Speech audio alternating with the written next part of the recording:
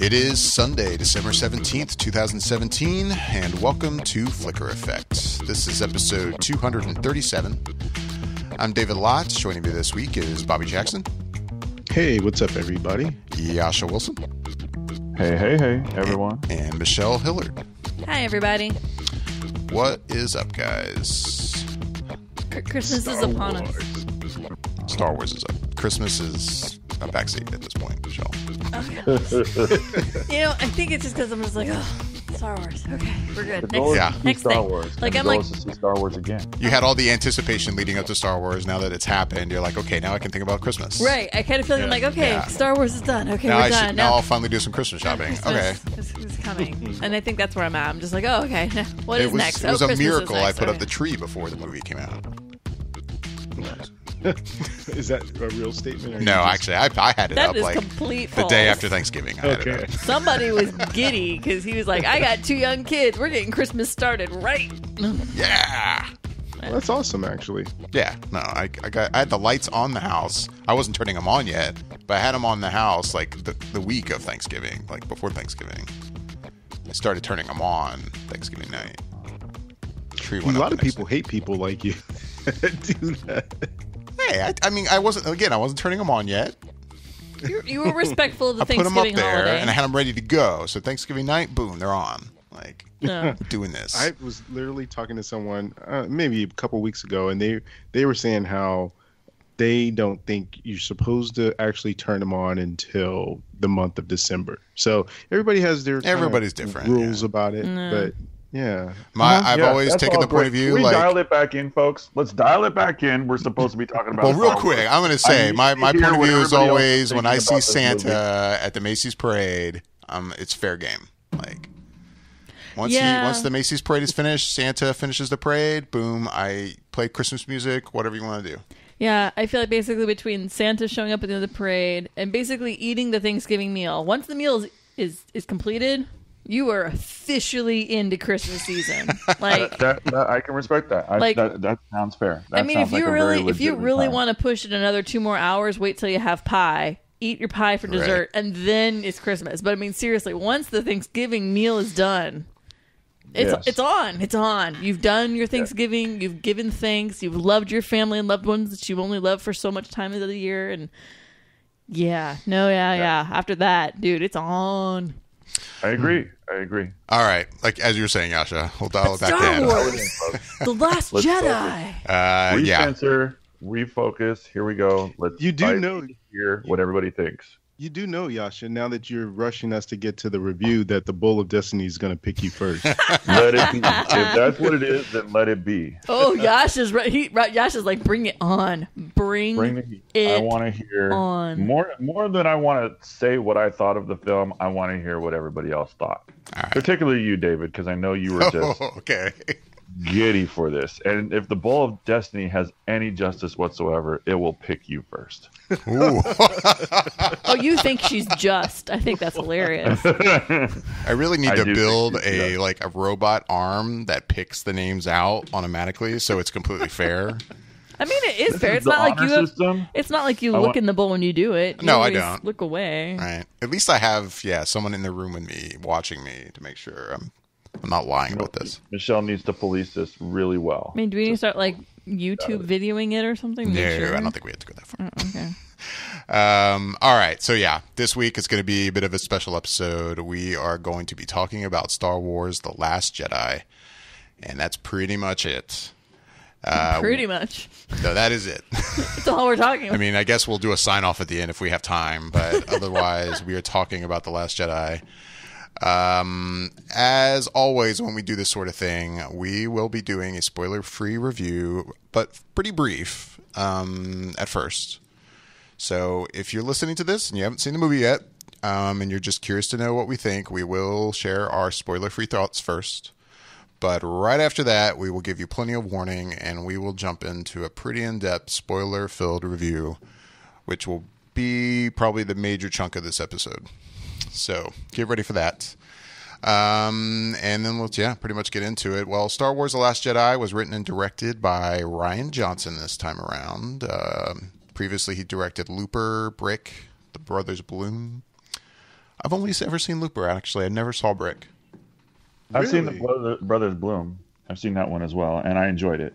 Yeah. I enjoyed that one as well, and I really enjoyed Looper. Looper, I thought, was a fantastic film. Yeah. Yeah. I love Looper. And, I loved Brick when it came out. I've See, had- I believe I saw it in the theater as well. I've heard really good And- things from Brick, from you and from other people, good friends of mine who I trust with their film taste, have said the same thing about Brick. I really need to see it. Isn't it? I think it's really funny that we all have those people that we talk to about film, and that we actually put that disclaimer almost in the front of the sentence, like, people's whose opinion I trust, and I know what they're talking about. Because that means we know that we have friends and people that we talk to, and like, you can sit there and listen to them talk about movies and be like, yeah, you don't know what the fuck you're talking about. Oh yeah, I completely dismiss. as well. Yeah. I'm just going to sit here and let you keep going, but know that I have completely tuned you out, and I'm saving all of this to bring it back and tell my friends who I respect, and we're going to laugh at you later. Yeah, Right. pretty much. Dude, that used to happen all the time in my old job. People would be like in the little break room area and they start talking about something and I'm like, you are talking out of your ass and I am taking notes to ream you out later. This is going to be great. Like, I'm like, you have Exactly. no idea what you are saying. Yeah, all the You're time. lost. You're completely clueless as to what this is and what the goal was for that film. So Yeah, I'm like, go wow, ahead you and were keep wandering the chatting. desert, my friend. This is going to be great to really Exactly. nail you. Awesome. All right. Really quick, Star Wars The Last Jedi did, as we all, of course, knew, did quite well at the box office. Yeah. Domestically, it pulled in an estimated $220 million in its opening weekend. Sweet jeez. For all-time opening weekends, that is the second biggest opening weekend ever. Again, domestically, behind, of course, Star Wars The Force Awakens, which opened to a tune of $247 million. That's insane. Yeah, big money. Right now, it's at a worldwide gross so far at $450 million. Oh my God. That's crazy. That's crazy. That's the first weekend. Yeah. That is the first weekend. And by the way, yeah, that worldwide number, it doesn't release in China until January 5th, I think. Oh, are you serious? Yeah, it's not in China yet. Dude, There's China's some going to people go in China, nuts. so they might go see it. Yeah. But don't they? Am I thinking of this Star Wars series? But isn't it somewhere in the world where it doesn't play that well? I can't remember if it's Star Wars or if it's something else. But there was some series that they were talking about. You know, when it opens in a different country, it's not typically a country where the movie is big at. I think it's Star Wars. Yeah, it might be. Yeah, I don't know that. That's a good question. But it Well, that'd be should still something add a I'm little sure bit. they'll statistically reach out there, and I don't mean to cut you off there, David. No, you're fine. I think that they'll probably have some sort of statistical outreach or announcement as like, oh, and as predicted, it didn't do that well in Transylvania, and you're just like, oh, damn Transylvania. We really depend on your 40 million that you kind of contribute to films, and you didn't do it this time. So I feel like that number will probably be released or announced or someplace as like, oh, Yeah. as predicted, it didn't do well in this place. North Korea or something. Yeah. Yeah. North Korea. Well, North Korea for whatever reason, Kim Jong Un, he just didn't release it, Yeah. Weird, right? or he saw it and he was the only one, so he He's the only person in all of North Korea. he saw it. All right, I'm sorry. I opened But a he can had to of worms pay there. $10 million to watch it himself. So Probably. Yeah. there you go. Okay.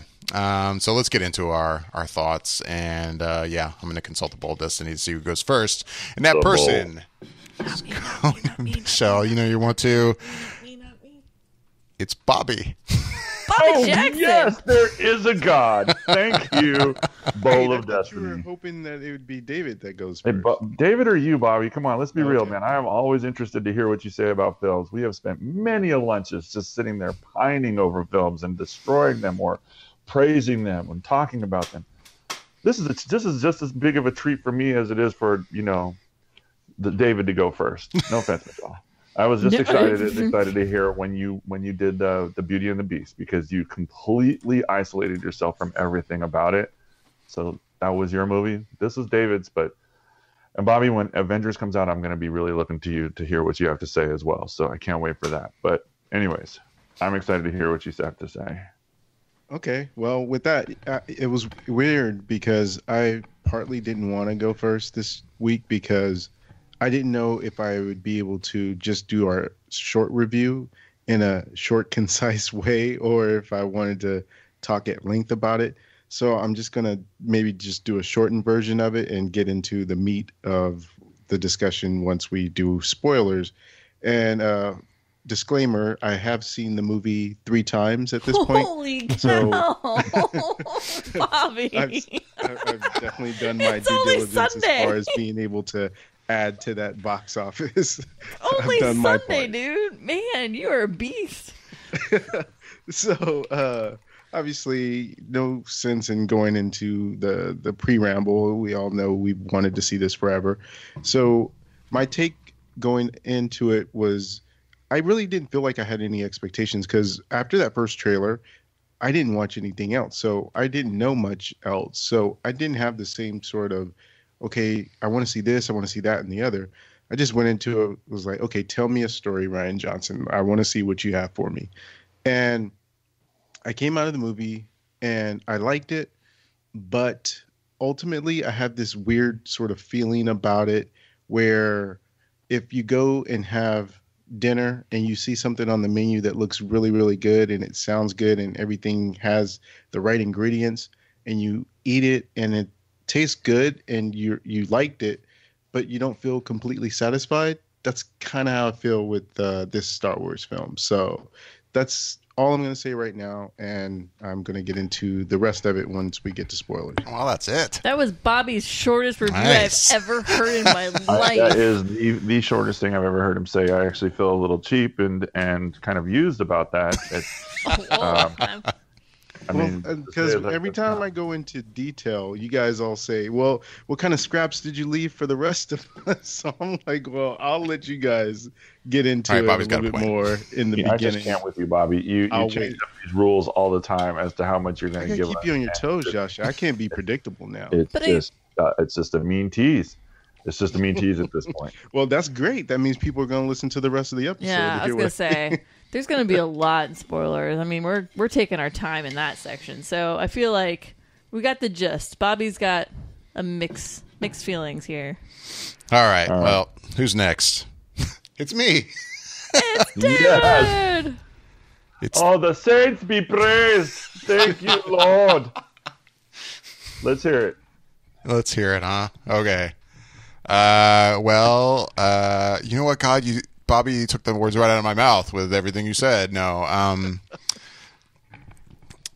in a way you did it with the way you went into it. I will say, yeah, I'm in the same boat. I mean, obviously I was insanely excited about seeing this. I also had only seen the teaser trailer, and then I watched nothing else. I mean, it's hard to avoid the occasional still shot on a website and Facebook feeds and stuff, which I would see every once in a while, but I really did. I never watched anything past that first teaser trailer. What happened when TV commercials came on? Oh my God, this last week has been ridiculous with the amount of commercials on TV. Like, I shouldn't have turned on the TV all week. I don't know why we bothered. But anyway, yeah, I went into it not knowing much of anything either, but I will say I've only seen it once. I've not seen it 2 or 3 times. And that's unfortunate. I really did want to see it at least one more time before this review. I really, really did. It wasn't in the cards. I just couldn't pull that off, unfortunately. So I've only seen it the one time. Yeah, I like this movie a lot. I will say, though, I didn't love it. In a lot of ways, I feel like I am echoing you, Bobby. I don't know. It's a weird one. I've been thinking about it all constantly, pretty much ever since I saw the movie. But yeah, it's very good, but it's got Ryan Johnson made decisions in it that I still am kind of scratching my head on here and there.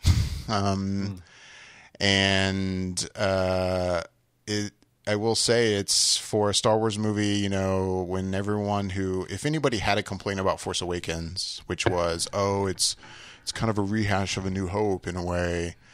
This movie is definitely not anything like that. It is completely different. And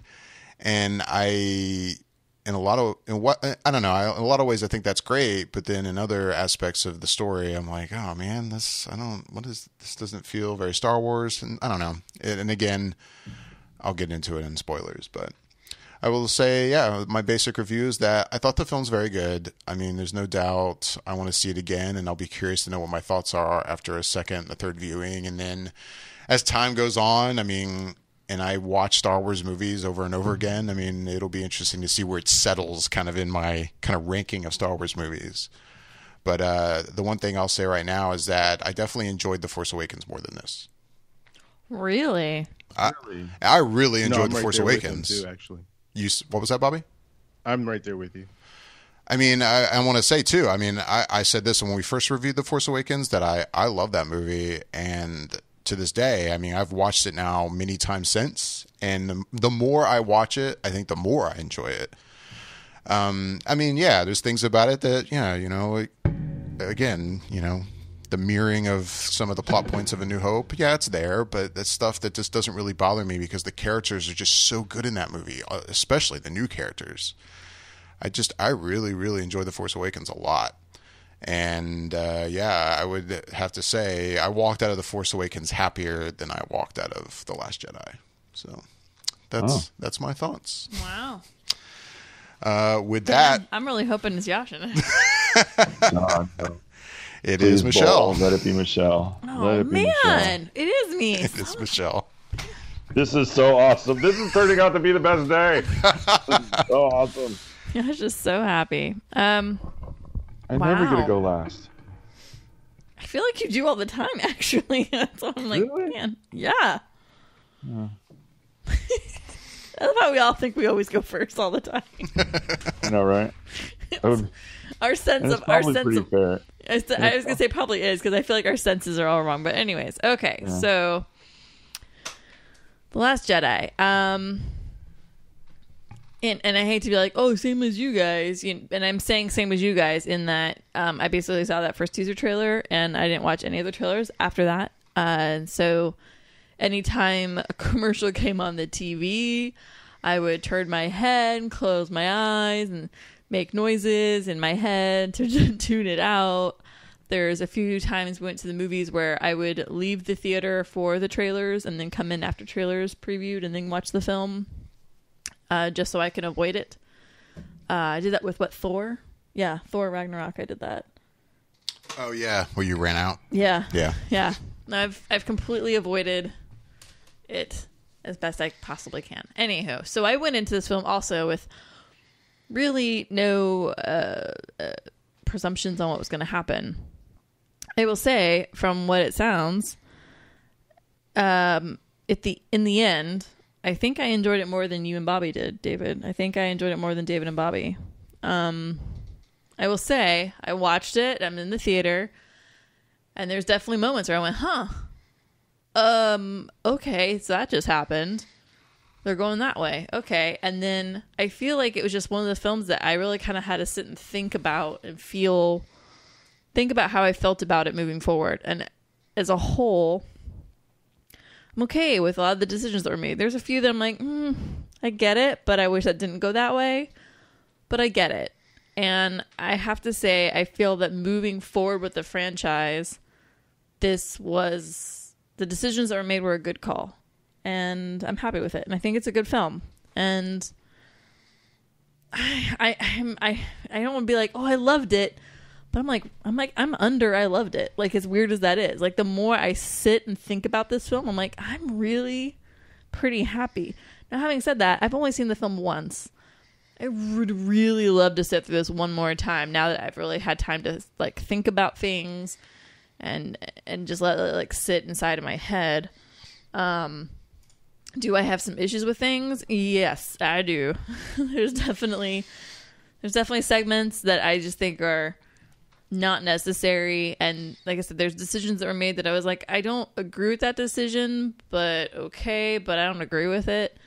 And there's other things I'm like, yeah, okay, right on, that's what's that's where we're going. Okay then, yes sir. Like, but as a whole though, I gotta say, I mean, visually I loved what Rian Johnson did. I I think he told a really good story. I think he told a fresh story for the franchise as a whole, and I'm looking forward to see how JJ picks this bad boy up because for the next one. Because I got a feeling there was one point JJ probably sat screening this, going, "F my life, why am I following this, and how am I gonna write a story?" Like I just.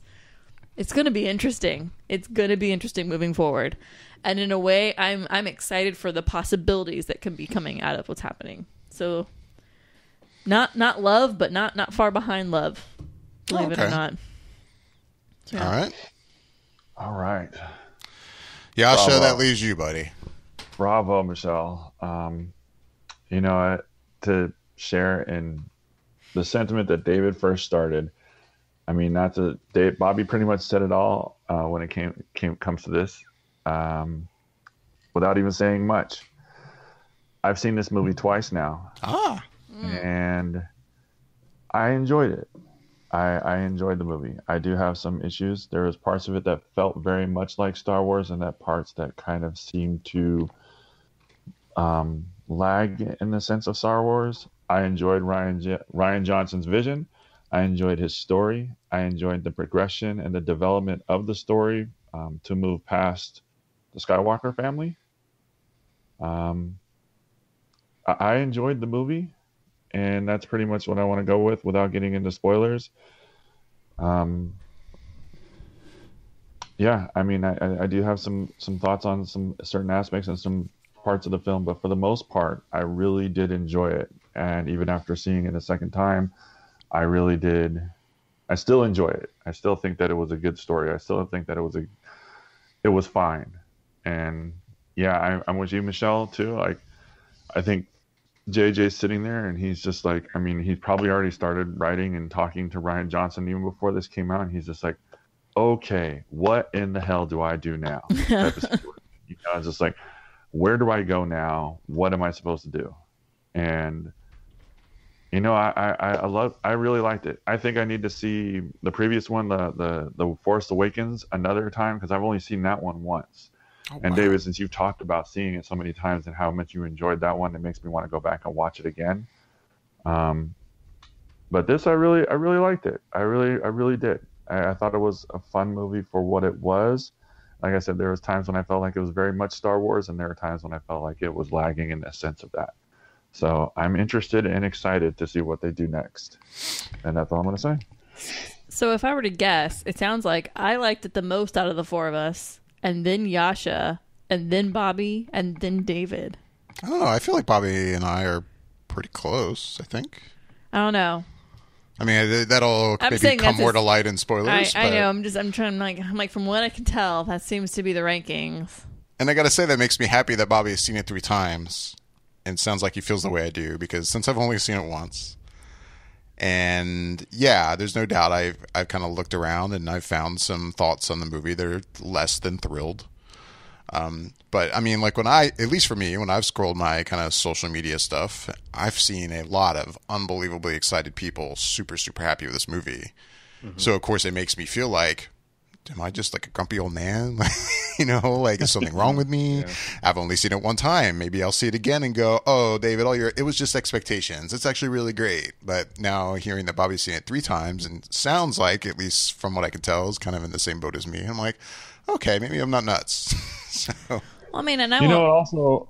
Oh, go ahead, Michelle. Oh, no. I was just going to say real quick, like, I won't go into spoilers, obviously, or anything, but I feel like a lot of the people that are, like, not happy, I think it's a lot of people that feel very beholden to the old ways. That's really the best way I could say it. And I feel like there's a lot of change and a lot of new directions, and I think it just might take a little bit to kind of go, okay.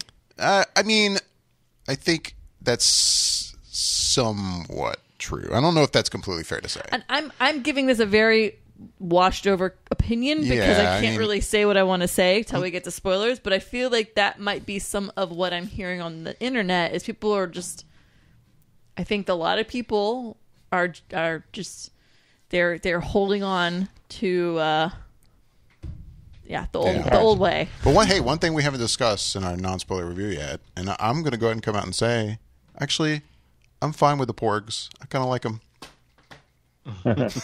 Really? Yeah, I don't really have a problem with the porgs. That surprises me. That really surprises me. the shit out of me. I will say, if any issues I have with the movie, it's not the porgs. They're fine. I mean, I thought for sure you'd be the guy that'd be like, I hate those little things. I want to put them in a barbecue. They're worse than tribbles. Fuck them. Stuff them.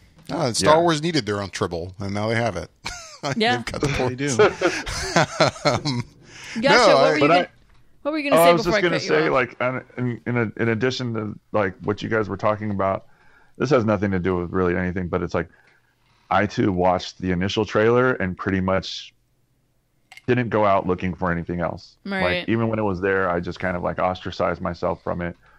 It wasn't necessarily the fact that like I went out of my way to not watch any more trailers. I just kind of like, okay, I'm already going to go see this, so I don't need to see anything else. I don't want to see anything else. I don't want to know anything else about it. Like, I didn't do any reading. I didn't do any research. I didn't do anything to the effect of, like, preparing for this movie aside from the initial trailer. And that's just kind of how I left it. Cool. All right. Well, I think it's time to talk spoilers unless anybody here has anything else. I have one last go for it. It's not spoilers to throw in. Is I freaking love the soundtrack. Like, the music and everything about it was definitely Star Wars, and it just felt very epic in the sounds and the music and hearing themes for certain characters, and just very well placed. I really, really enjoyed that part. I will agree with you. I agree, Bobby. Yeah. It's funny because after Force Awakens, it's a good John Williams score. I didn't come out of Force Awakens feeling like he had kind of created a lot of new melodies that were like memorable to me, other than Rey's theme. Mm-hmm. But this, well, here he's reusing a lot of previous themes from the original trilogy, which I think helps. Because overall, I agree with you. This is a much better score for me than Force Awakens. I liked it a lot. Yeah. All right, spoilers. I feel like we should have almost like a Star Trek like red alert thing happening. Whoop whoop! Red alert! Spoilers are happening. Well, you just did it. Spoilers are happening. There you go. See, it's done. Good voice work. I just want everybody to know, spoilers are about to happen. Spoilers for Force Awakens, what am I saying? The Last Jedi are happening. So yeah, we're going to be talking about very, very in-depth details of this movie from here on out. Pretty much the entire movie. So come back and listen if you haven't seen the film yet, and come see if you agree or disagree. I feel like this could be an interesting conversation coming up. But yeah. Definitely spoilers. So many spoilers. We're basically going to tear the film apart. So many spoilers are about to happen. If you haven't seen the film, this is literally your warning. All right, let's read the opening crawl. No. Which you do have printed out. I do. Actually, this has the opening crawl right here. With a galaxy far, far away. I'm not really happy with the new comma placement, but it seems like they kind of were reaching just a little bit. Right. Okay, so the way I'm kind of thinking we'll approach this is we're pretty much going to go through the film, and just share our comments on it. Opinions. I will do my best to hopefully get kind of major set piece plot points right. But Bobby, you've seen it 3 times, so I think you'll be the one to correct me if I fuck something up here. Sure, I can do that. Yeah, he'd be glad to, David. He'll be glad to. He'd be so happy to do that for you. You probably have a script there in front of you for all I know. It's just a play-by-play. Yeah. Bobby is a researcher. I'll be the play-by-play. You be the color commentator. Well, I joked about the opening crawl. I mean, we could start there. I mean, are you the type of Star Wars fan that have a big expectations of an opening crawl? I feel like a lot of people out there have been commenting on the opening crawl for this. They did it for Force Awakens. And it's interesting for me, and I'm a big Star Wars fan, the opening crawl's not hugely important to me.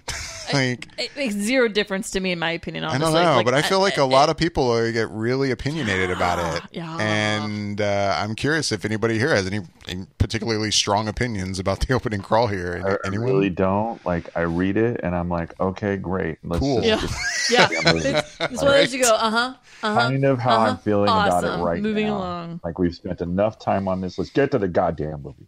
Yeah. I actually I'm just kidding. did this time around, oddly enough. Really? Yeah, normally I'm on the same page as you guys. I don't really think too much on the opening crawl. It's just exposition. But I found this time around the exposition of the opening crawl to be a little bit of a head scratcher because I was like, wait, what now? How did he find where the base is? Like, it just kind of said, oh, the First Order has pretty much taken over the galaxy, and he's found the Resistance base. And I was like, when? Because the way the last movie ends, there's no indication of it, and it just seems like this was the first part where I started to have, without knowing it, issues with the difference between having JJ in the first one and then Ryan in this one. And so I was just kind of scratching my head, just didn't really realize, or it didn't seem like enough time had passed for all of a sudden him to know where their base was. And so it was just kind of like, okay. And then we go into where you start to see them leaving the planet. But go ahead, David. That's all I was going to say.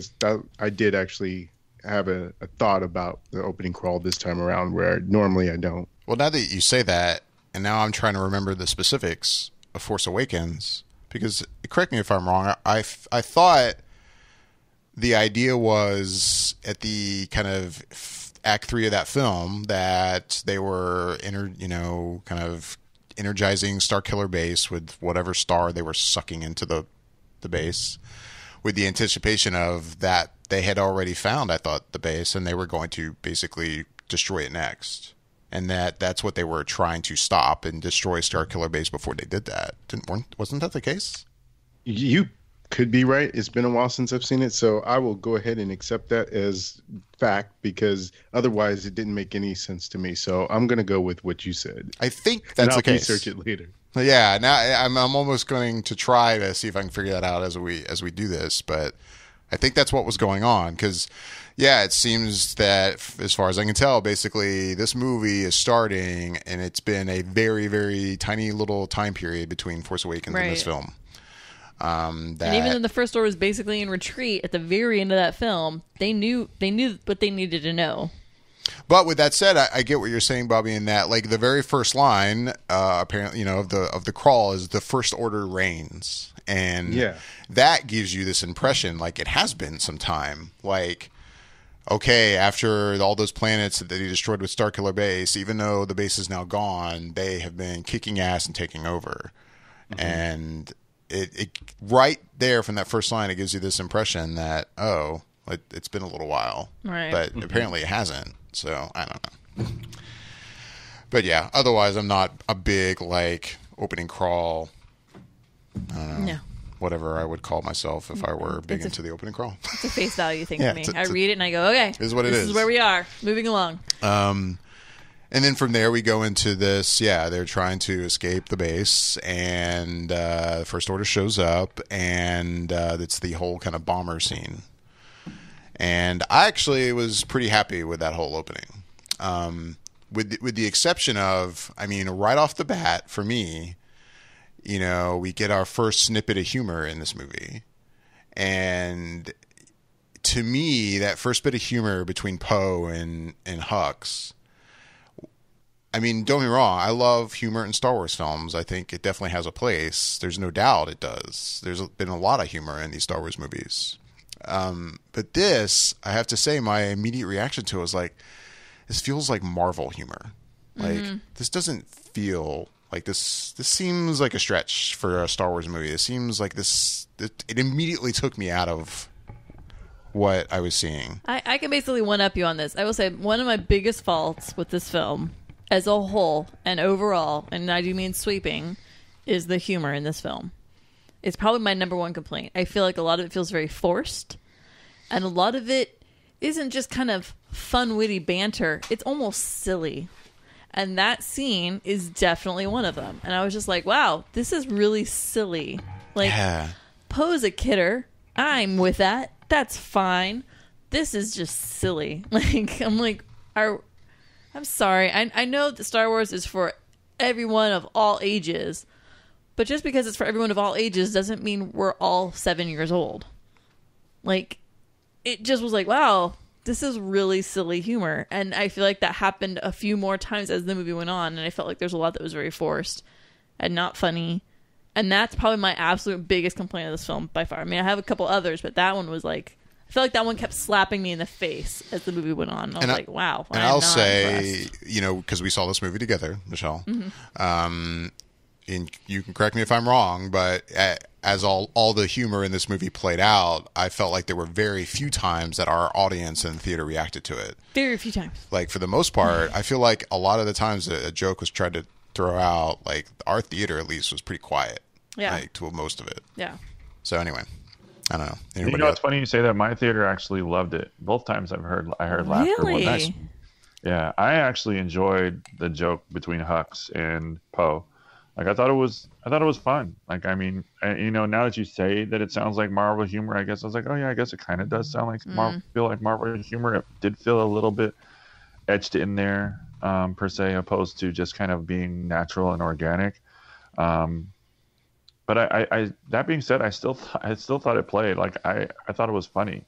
Like, I'm not sure it, you know, now that you say it, it's like, did it work with, you know, the villainy that they were trying to portray with Hux and whatnot? Maybe not, but it doesn't stop me from saying that I did enjoy it. But I mean, I get why they had that. It was to buy time. I understand that. I just feel like it could have played out maybe slightly differently, at least in that one. But yeah. Go ahead, Bobby.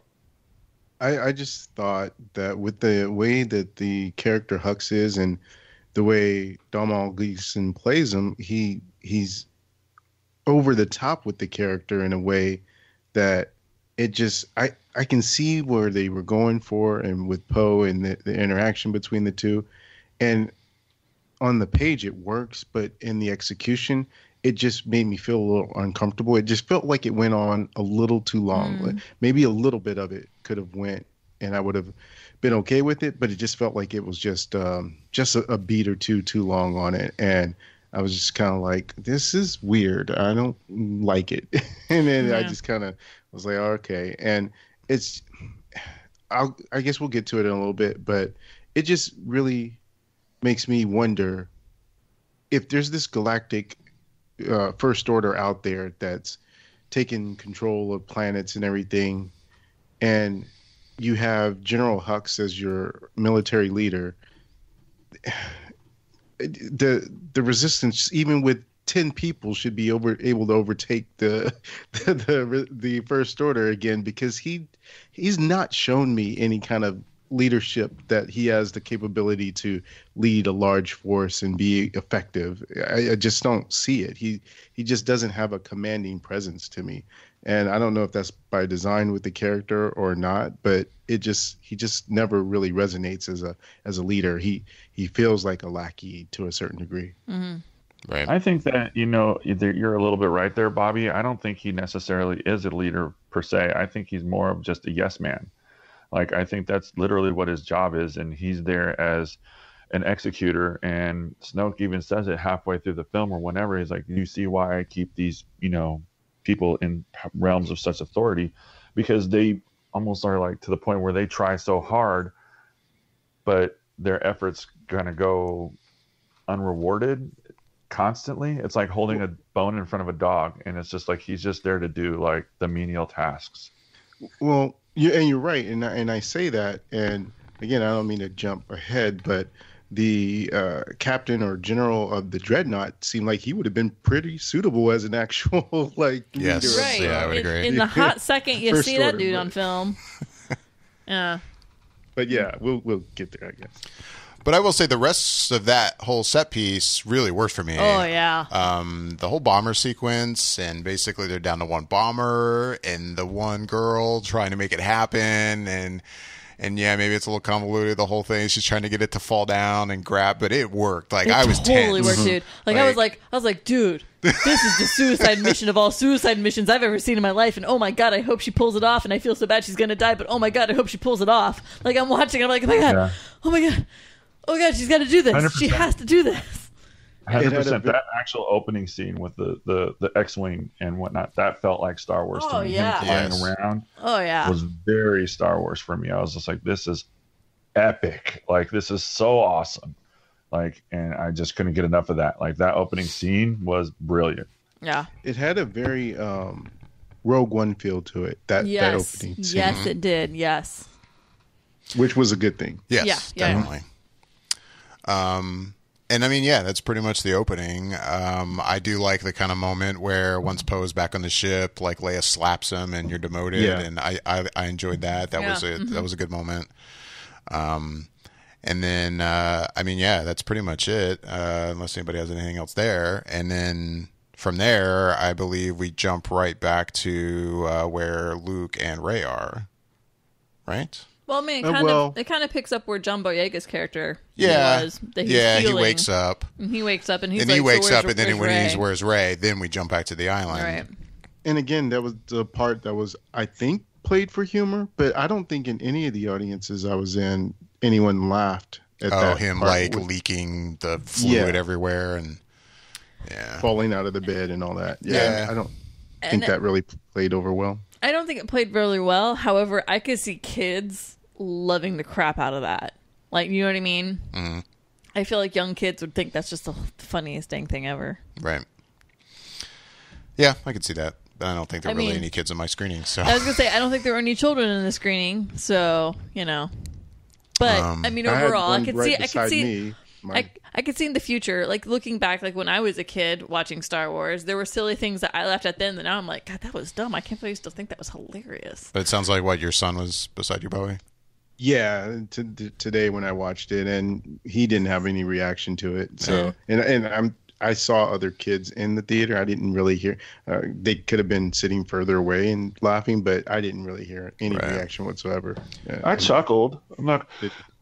Yeah, I mean, but I didn't laugh. Like, I wasn't like, "Oh my god, that's hilarious." I was like, "That's funny." You know, just kind of like, and then let's move it along, because you can see that it was like, that was just a little silly joke that they threw in there, but it wasn't anything too remarkable. Right. But then, from there we go to the planet and island that Luke is at with Rey. We go right to where we left off at the end of Force Awakens. I mean, to that second. Yes, but then right off the bat, but it's kind of different. And then this is funny, like, because I think what you're just saying, Bobby, like, I know this is being nitpicky, but like, it automatically annoyed me that you see kind of a replay of that scene, kind of more from overhead, and it's not the same. Right. Like, she's walking up, and he's like already turned, and like the hood's off.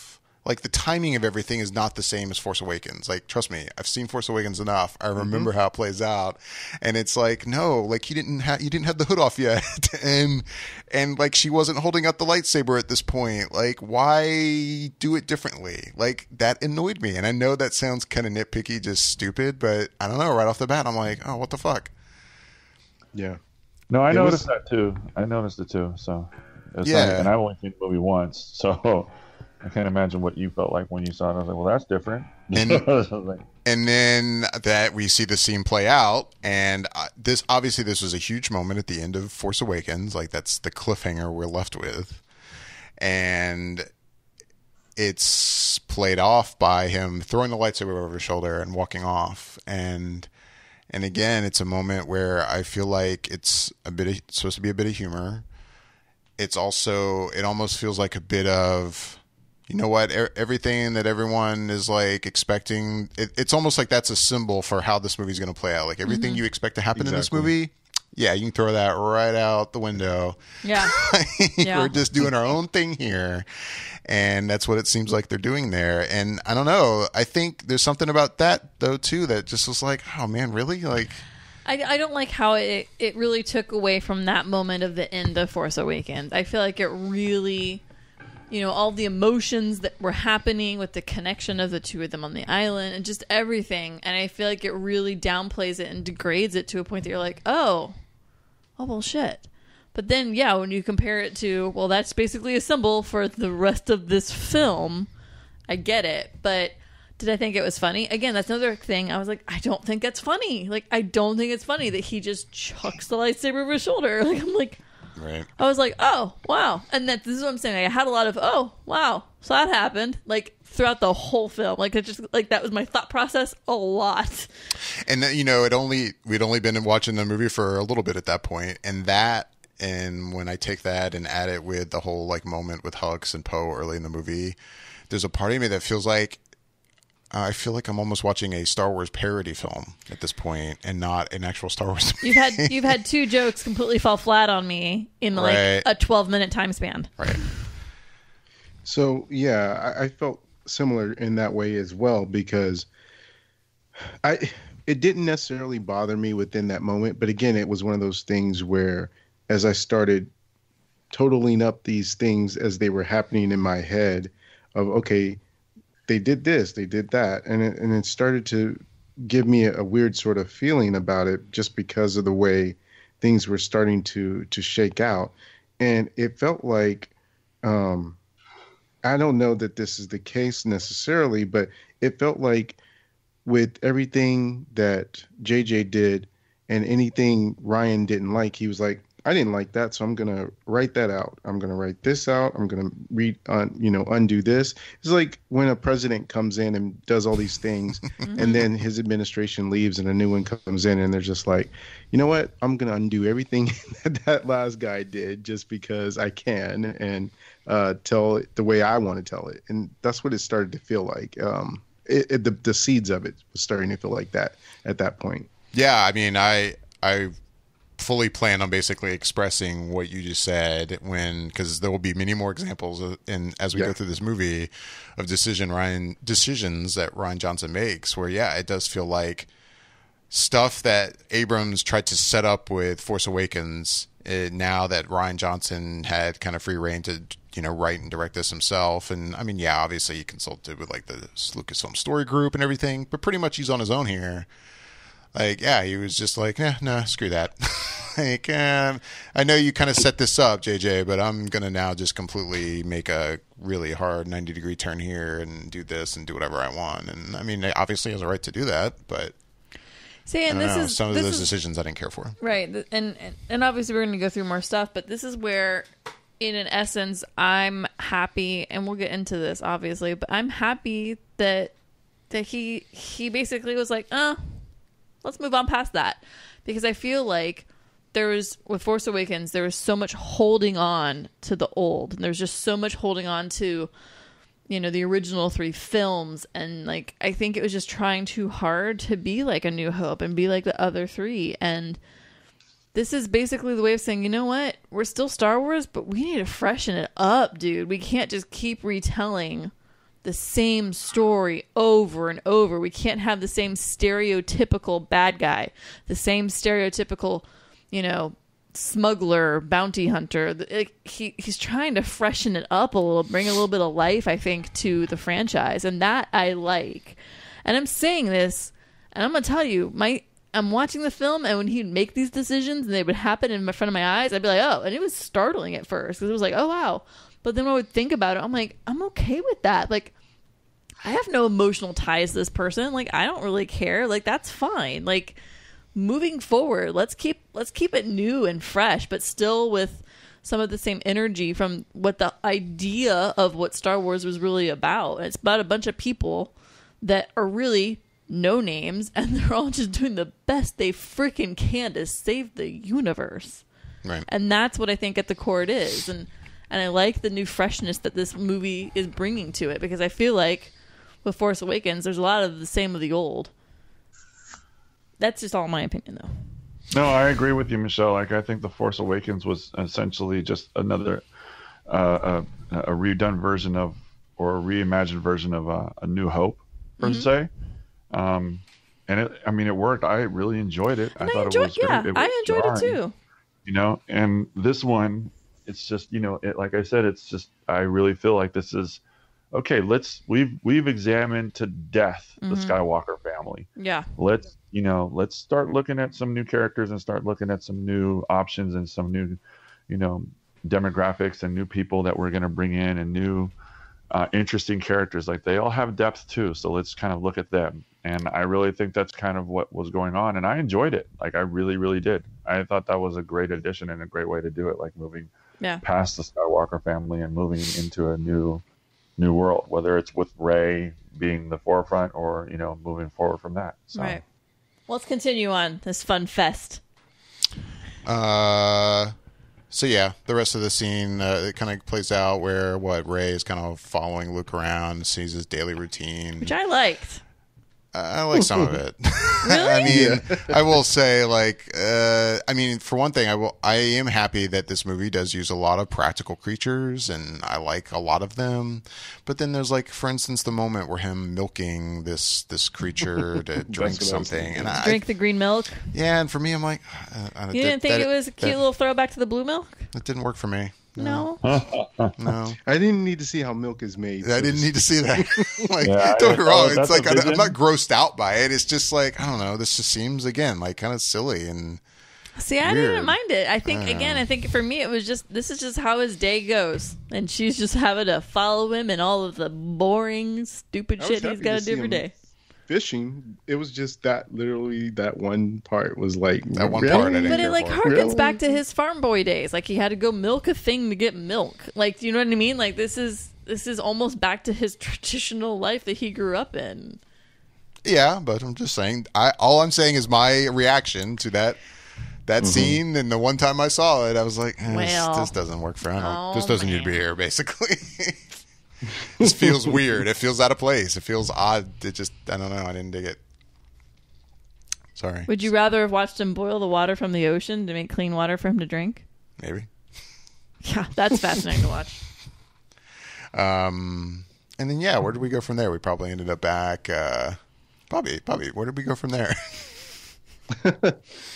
After that, of course, they cut back to the ship, and then that's when, there was a scene where Hux had interacted with Snoke, telling him that not to worry, he kind of has them on a string. Yeah.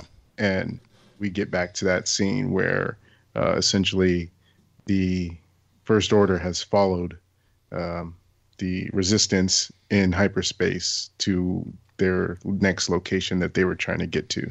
Right. And I guess, they can now track. They have some device to use to track through hyperspace where someone's going, which is kind of new tech for Star Wars. Go ahead.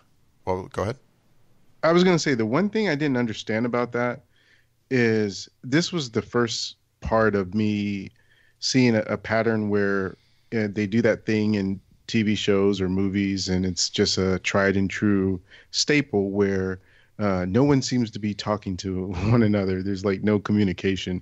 Because I was thinking, if you're the supreme leader, how do you not know that you're got this technology that you're tracking the Resistance to wherever they go? Like, why did Hux have to explain that even though they got away, they're still tracking them? I was like, why wouldn't he already know that? That's true. It's weird. Right? Because wasn't it on Snoke's ship, or was it? Well, it's supposed to be on the leadership of, so it would have probably been on one of the, I'm guessing, Star Destroyers that Hux was on. Gotcha. Because I was trying to remember too later in the film when Finn and I forget her name, was it Rose, go to get on the ship. For some reason, I think at the time I was like, oh, aren't they on Snoke's ship? But I guess not. Anyway.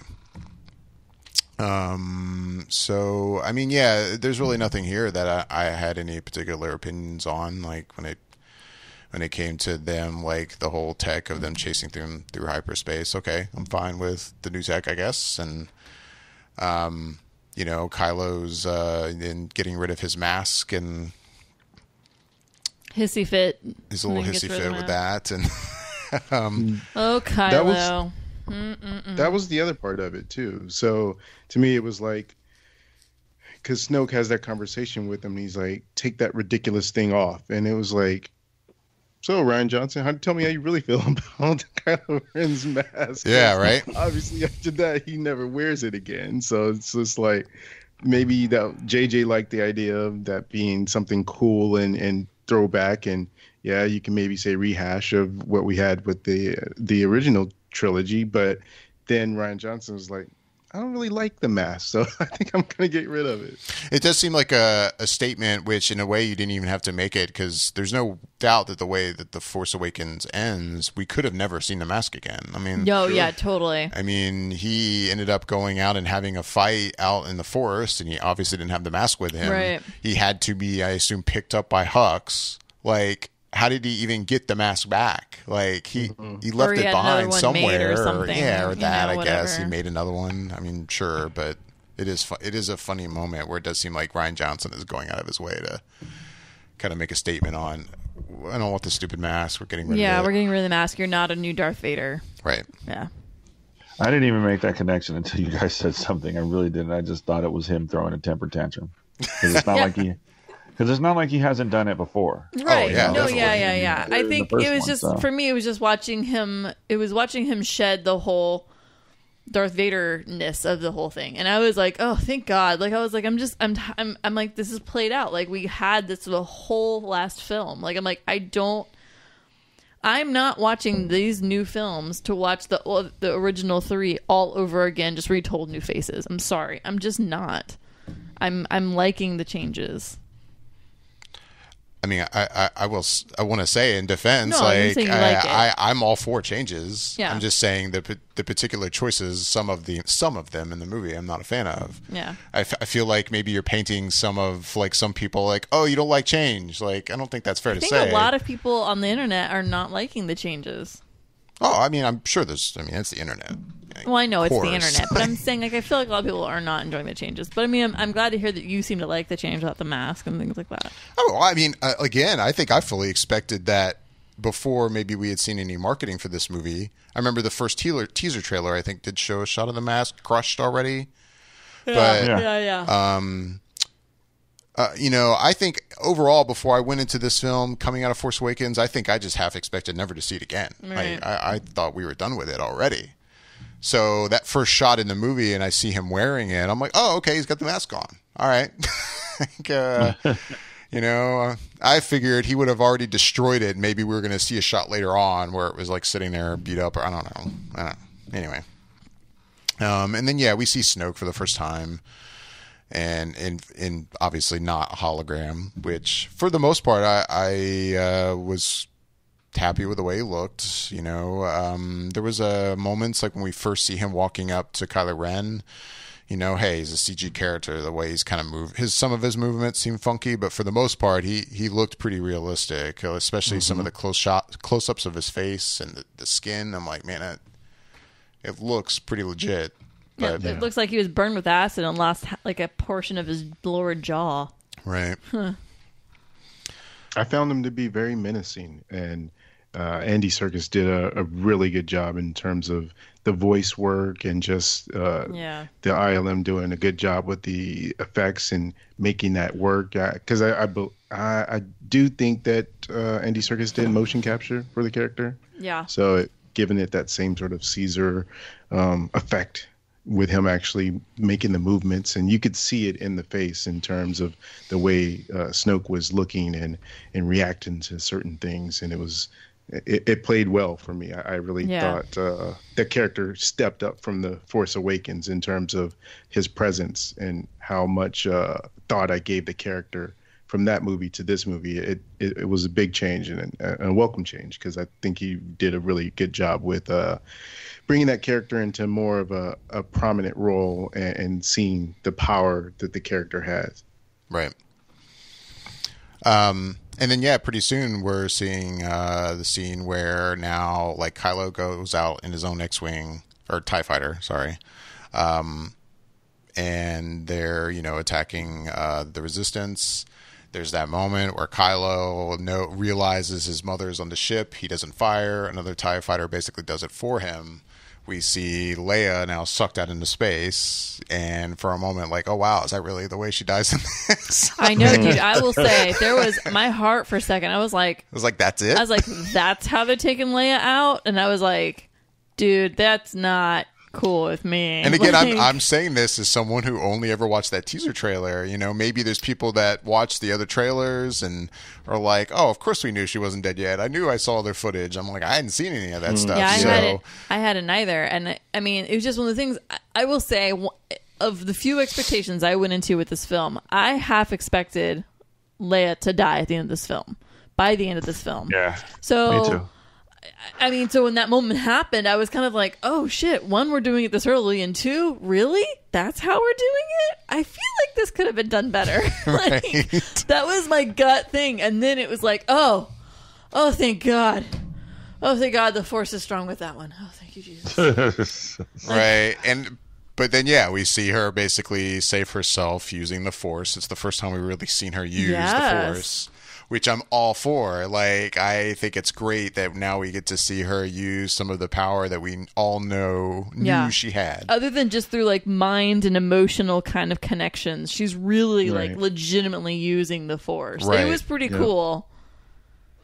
But, I don't know, the way that scene was executed, like, just the look of her doing it and this, like, kind of space swim back to the ship. I'm like... I agree. She looked almost like a ghost, and I wasn't a fan of how she went back to the ship. Like, I appreciated that she did, but at the same time, I just wasn't a fan of her look going back to the ship, if that makes sense. Right.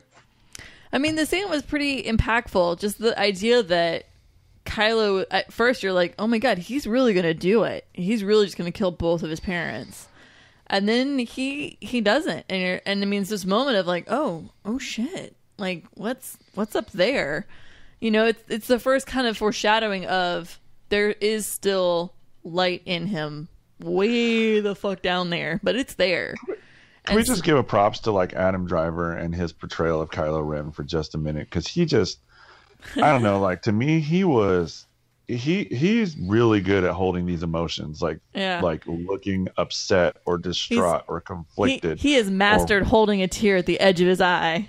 Yeah, or whatever it is, because he just looks like either insanely pissed off or like just on the verge of breaking down at any point in the movie, almost anything. And it's just it seems like he really did a good job with that. And that's just, I just want to give props to Adam Driver because I thought he did a great job. Yeah, I agree.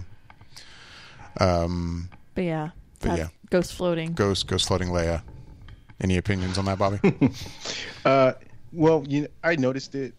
It didn't bother me, I guess. I was just so giddy and overjoyed at the fact that Leia was actually using the Force and using her abilities that I was just in like geek out mode. It's just something that I was like never for sure I'd ever see, and to finally see that in film, it was awesome. And so I think it was an afterthought as to the way it was executed more so than at the time, because in the moment I was just like, one, just so freaking happy she wasn't dead, and then two, that she was actually using the Force. It was just, I was all soaked up in the moment of it. I agree. Like, I was just like, oh my God, she's not dead. Oh my God, she's using the Force. And it was just so like all my little girl dreams of Leia using the Force, I was like, oh my God, Leia's using the Force. Like, I was losing it internally. Like, holy shit.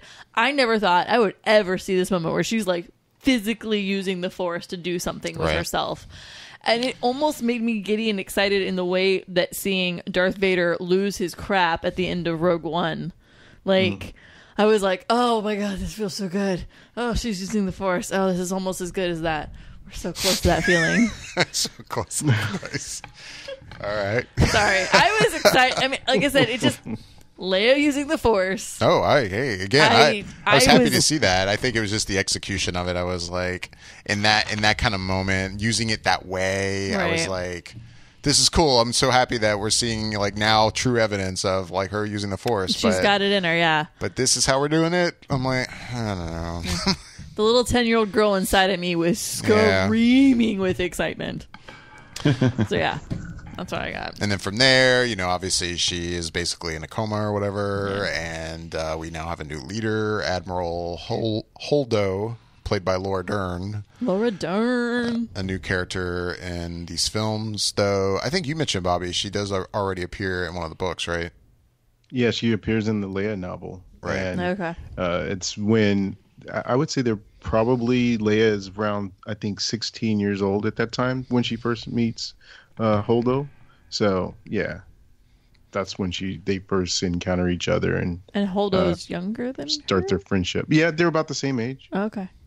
Okay. But she's of a different species, actually, technically, from a different world. So Right. And overall, the character's fine, I guess, and Laura Dern's portrayal's fine. One thing is because the character's so hard to read for a long time. Yeah, but then that gets into right off the bat we see Poe kind of like, okay, so what's your plan? What are we gonna do? Yeah. And she is automatically like, just kind of keeping things close to the chest. And non-communication. And no communication. And then, yes, this is playing into something we learn much later in the film we haven't gotten to yet, but that's that first evidence of like she's not revealing something, which once we find out what it is, I have to I find myself going, but why? Why were you keeping this to yourself? Right. Other than kind of a plot point for the way it works, you guys telling the story, like it doesn't, could find no reason why you would do this. Which leads into my second biggest issue with this entire film is the plot point you're about to get to. Yeah, I mean, I could find no real reason the more I thought of it. And again, Bobby, you've seen it 3 times. Maybe you can shed some light here. But like, why? Why would she not just go, okay, well, this is what we're going to do, guys? Like, it's literally, I think, just for the entire section of Poe and Rose.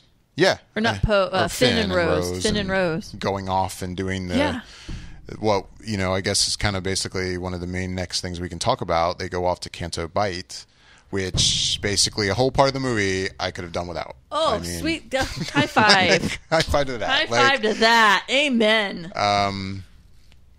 Yeah, but I mean, before we even get to that, I mean, kind of again, Holdo's choice to not share what we find out later in the movie her plan was, I couldn't figure it out. I mean, Bobby, can you shed any light to that? Or Yasha, you've seen it twice. Yeah, there's no real way to just sort of justify that other than it was a story point because, I mean, I guess if you could really justify it, you could just say she's an admiral and she doesn't need to tell anyone else what she's doing other than maybe her captain or, whoever else is next in line. You could justify it in that way, which is fair. But I think the greater point is that they just did it for the sake of the plot and to have that reveal later on. Yeah. I mean, that seems to be the only reason I can think of. Other than, like really all she knows of Poe is basically he did this whole hot shot move just a little while ago, and even Leia was like, can you listen to an order I tell you to do? Like, so all she's seeing is a hot shot pilot in a way. So yeah, in a way I get the whole like, why would I tell you?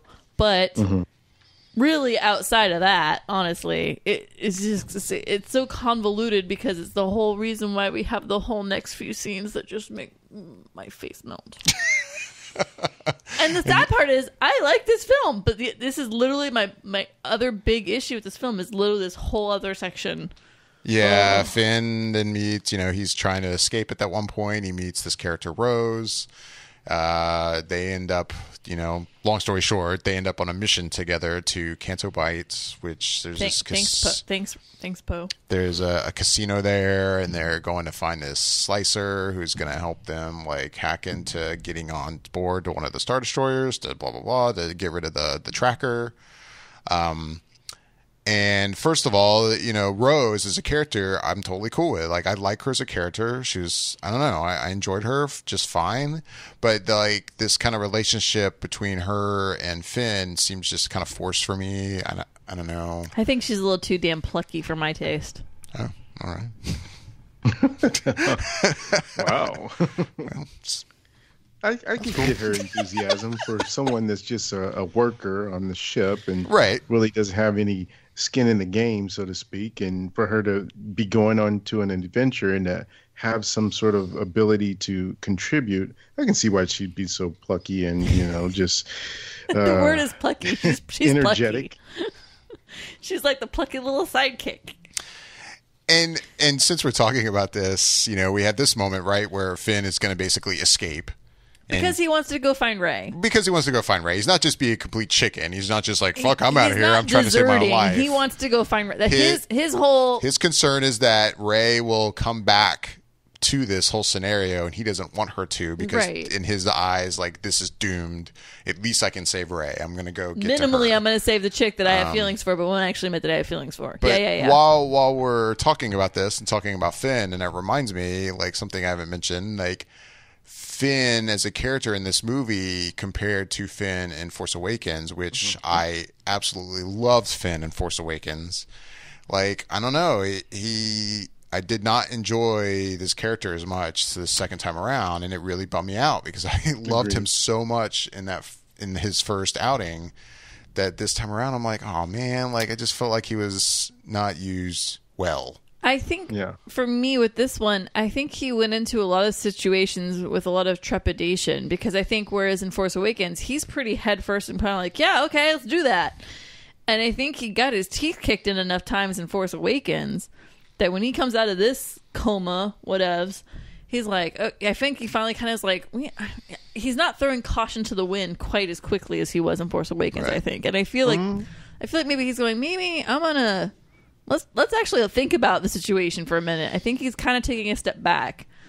So see, I feel the opposite in a way, because he has no hesitation in wanting to go onto a Star Destroyer in order to try and, bring down the shields for a little bit so that they can escape. And then he also later in the movie on Crate has no problem trying to go on a suicide mission into the middle. He doesn't hesitate. So I feel like he doubles down in a way in terms of how he reacts to things, and it's Poe who has to talk him down, try and talk him down later in that scene on Crate. But and the different things.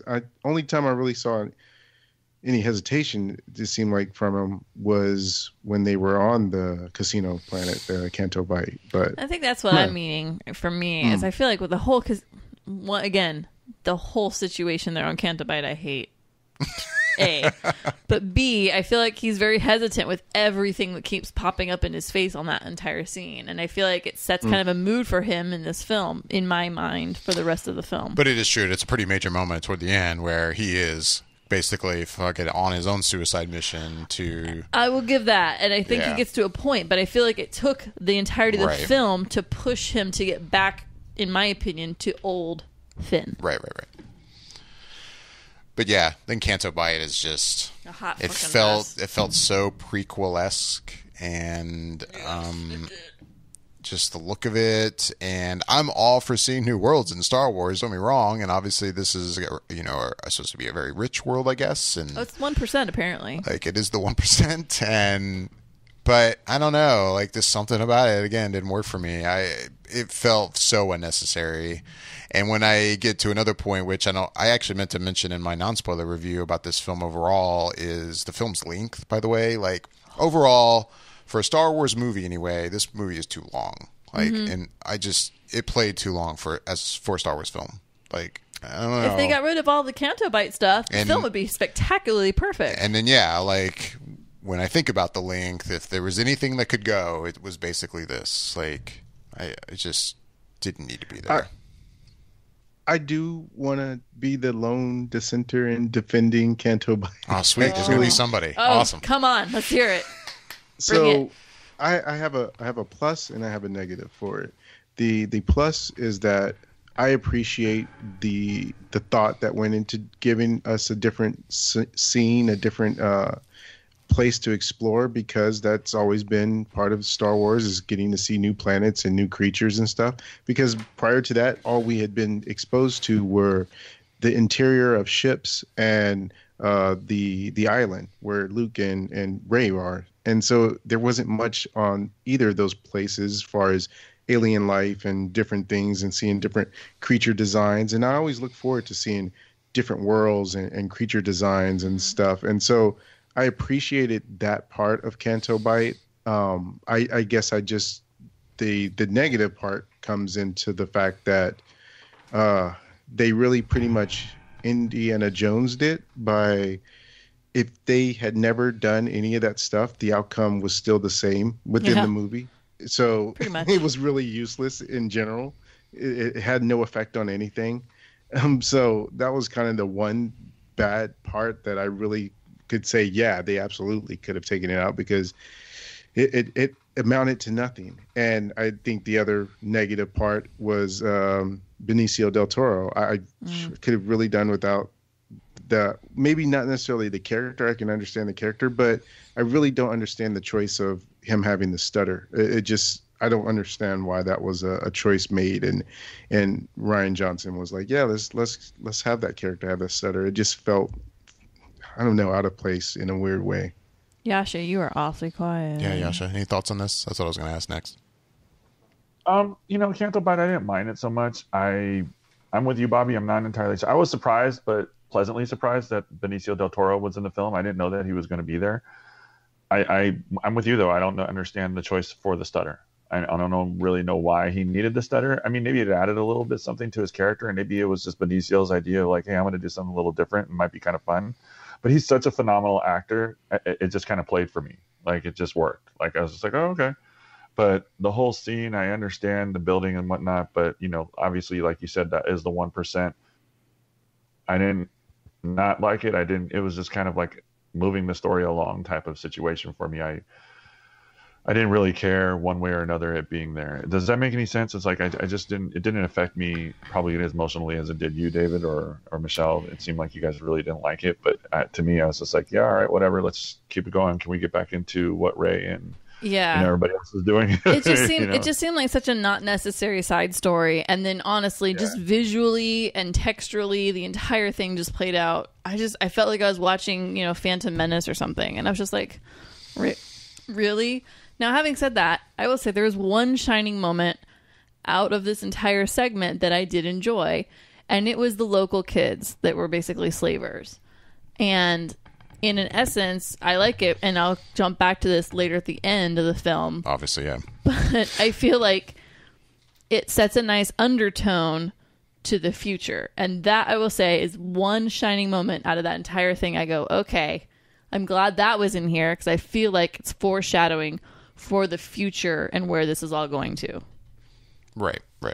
So, though I will also say, I mean, in a way, again, we'll talk about it more in depth once we get to the end of the movie, but I feel like you could have accomplished what you do at the very end of the movie really having never met these kids. And again, I will say, yeah, like I agree with that. Like, it almost didn't have to happen. I'm glad it did happen, but it still could have just been that end segment at the very end of the film, and I would have been fine with that too, I feel. Right. I feel like it could have just, for some reason, God knows why, just jumped to that scene, and we've been like, oh, some planet somewhere, like it, and that would have been fine with me. Mm-hmm. So, but overall, I would say if I had to pick a shining moment out of that entire segment from the whole thing, that would be it for me. Yeah, I don't know. Overall, it felt like an unnecessary effort to go, oh, like, we only have one new planet in this crate. Like, we really needed some other new place. Like, let's do this whole thing. And it just felt unnecessary. It was it was just a hot mess. Yeah.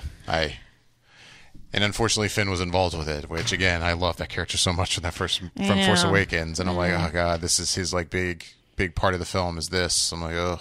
Yeah. Anyway. Big headache. Meanwhile, back on, if I'm saying it right, is it Achto or Achtu, back where Luke is? I think. Achtu.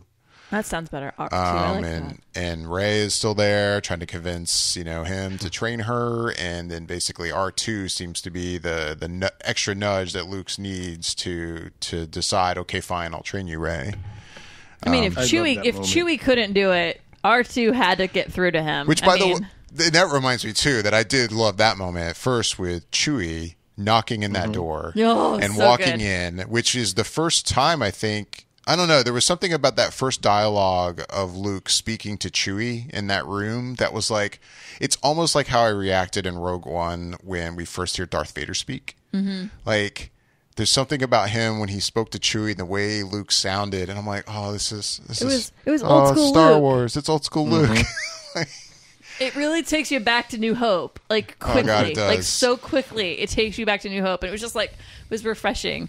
And there was a Marvel moment in there, honestly. Because at one point he almost, I don't think I'm not gonna say it the right way, and Bobby will correct me, I know, but he almost is like language, like to, and I was just like, oh my God, my heart is exploding right now. This is so amazing. But yeah, I also love the moment too, Bobby, like with R2 and the projection of the old twisting the knife, message. baby, twisting the knife. That was a great moment. So good. I mean, I've seen it 3 times, and every time it gets me the exact same way. Just him being able to interact with R2 because of how long that history of they've had together. Yeah. And then just when he plays the image of Leia reaching out that you see in the very first movie, in episode 4, and she's asking for help and wanting Obi-Wan to come help and save them. Just that moment, seeing just everything ties into it, knowing that we don't have Carrie Fisher anymore, seeing how young she is, seeing just how that callback to that time to help nudge, like you said, David, Luke into doing something. And it's just, it all combines and it all works so well. Yeah. And I wish there was more of that. But well, and here I was just about to say, I'm glad we had these moments. I'm glad we had the moment with Chewie, and he has the moment with R2, and they play the clip with Leia, and it gives me the warm fuzzies and brings back all this nostalgic stuff. But in a way, for the rest of the majority of the film, and there's a few other exceptions, and I'm saying this obviously acknowledging it, but I feel like I'm glad they don't just keep rubbing the past and constantly trying to stir up the pot of nostalgia consistently throughout the film in a way that I feel that they did with Force Awakens. I feel like they bring up a few things and then they move forward with them, and it's not constant restirring all of the time. So I haven't particularly weighed in when you've said that sort of thing, that you've thought about moving on and everything. And I think the thing that I keep coming away with from this movie is that I'm all for them transitioning into the next generation. I just don't necessarily like the way that in which they're doing it.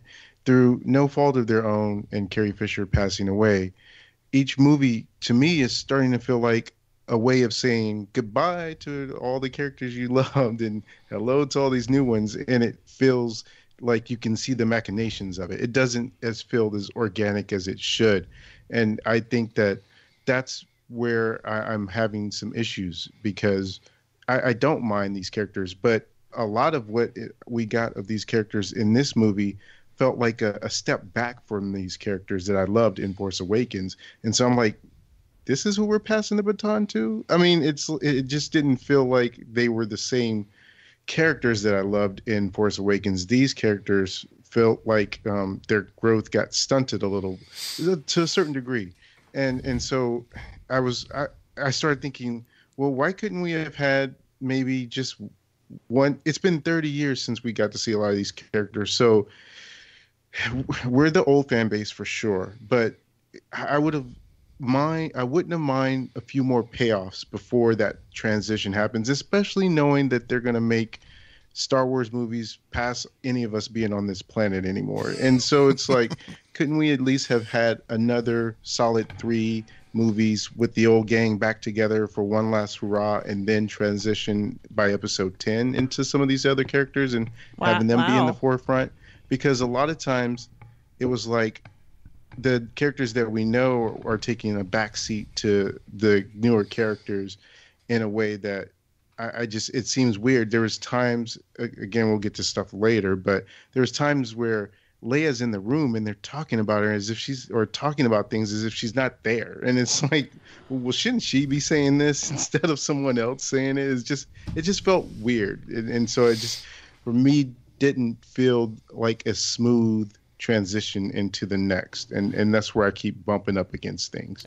But that's just my thing. And then, I mean, yeah, the one thing you said just now that I definitely can echo an agreement when it comes to the transition of, to these new characters and how their growth seemed to be kind of stunted in this film. Because, yeah, like, for as much as you can complain about Force Awakens constantly reminiscing to the past, the thing I loved the most about that movie were all the new characters in it. Like, that movie worked for me because of Rey and Finn and Poe and Kylo Ren and when I watch that movie over and over again, that's the stuff I love the most. Is, oh my God, it totally worked. Like, if anything that could have failed about it was introducing a bunch of new characters to Star Wars and us all going, oh God, new people. Right. But they were amazing in that movie. But then in this movie, I will say, I agree. Like, Finn, I wasn't as big of a fan of. Rey, honestly, like, did not work for me as much as she did in Force Awakens. And don't get me wrong, she's great. I definitely can see her as being like, a Jedi that everyone will look up to and a strong lead character in these movies. There's no doubt about that. But overall in this movie, I feel like she's kind of underutilized. Mm-hmm. So I don't know. I agree with what you're saying, Bobby, there. Yeah, I agree with that being the fact that, she felt like she was underutilized. I really felt like the Finn character was totally underutilized. And I'm with you, Bobby. Like, David, I'm sorry. I really enjoyed the introduction of the new characters in the first one, The Force Awakens. And here we are. Finn doesn't seem like he was that pivotal or that important of a character per se. He didn't feel like relevant almost. Like, it just, I know he had some parts to it and some scenes, but it's just, I felt like they underutilized him, and I think they underutilized the character Rey too. Man, I love you boys so much. Okay. I have so many directions I can go with this, and I could literally talk about this for like 20 minutes, but I'm going to try to keep this very try to make short. it 3. I know. I'm working on it. Okay. So, best thing to go. 1, David, like you said, this film picks up pretty quickly after the first one. So my question to you boys is, how much growth do these people need to have between the first film and the second film? That's not what I mean. I just mean in that, like, the way that they were portrayed in this movie, I just basically didn't enjoy as much. That's all I'm saying. Like, I don't mean the growth, like they needed to be more complex or anything in this movie. Well, that's kind of how it sounded. I was like, really? Because, for me, yes, I agree. Finn is not used correctly in this film, and it upsets me. However, I feel like everybody else's characters is about where their characters need to be at. Rey she's learning a lot about herself, and she's questioning a lot of things, and she's extremely unsure about a ridiculous amount of stuff because she's looking for leadership, she's demanding leadership and somebody to help guide a light towards a tunnel for her, and she's not getting it as quickly as she probably should be getting it. And she's really trying to cope with all of these changes and everything that's happening at a very quick pace that she's probably not even understanding herself.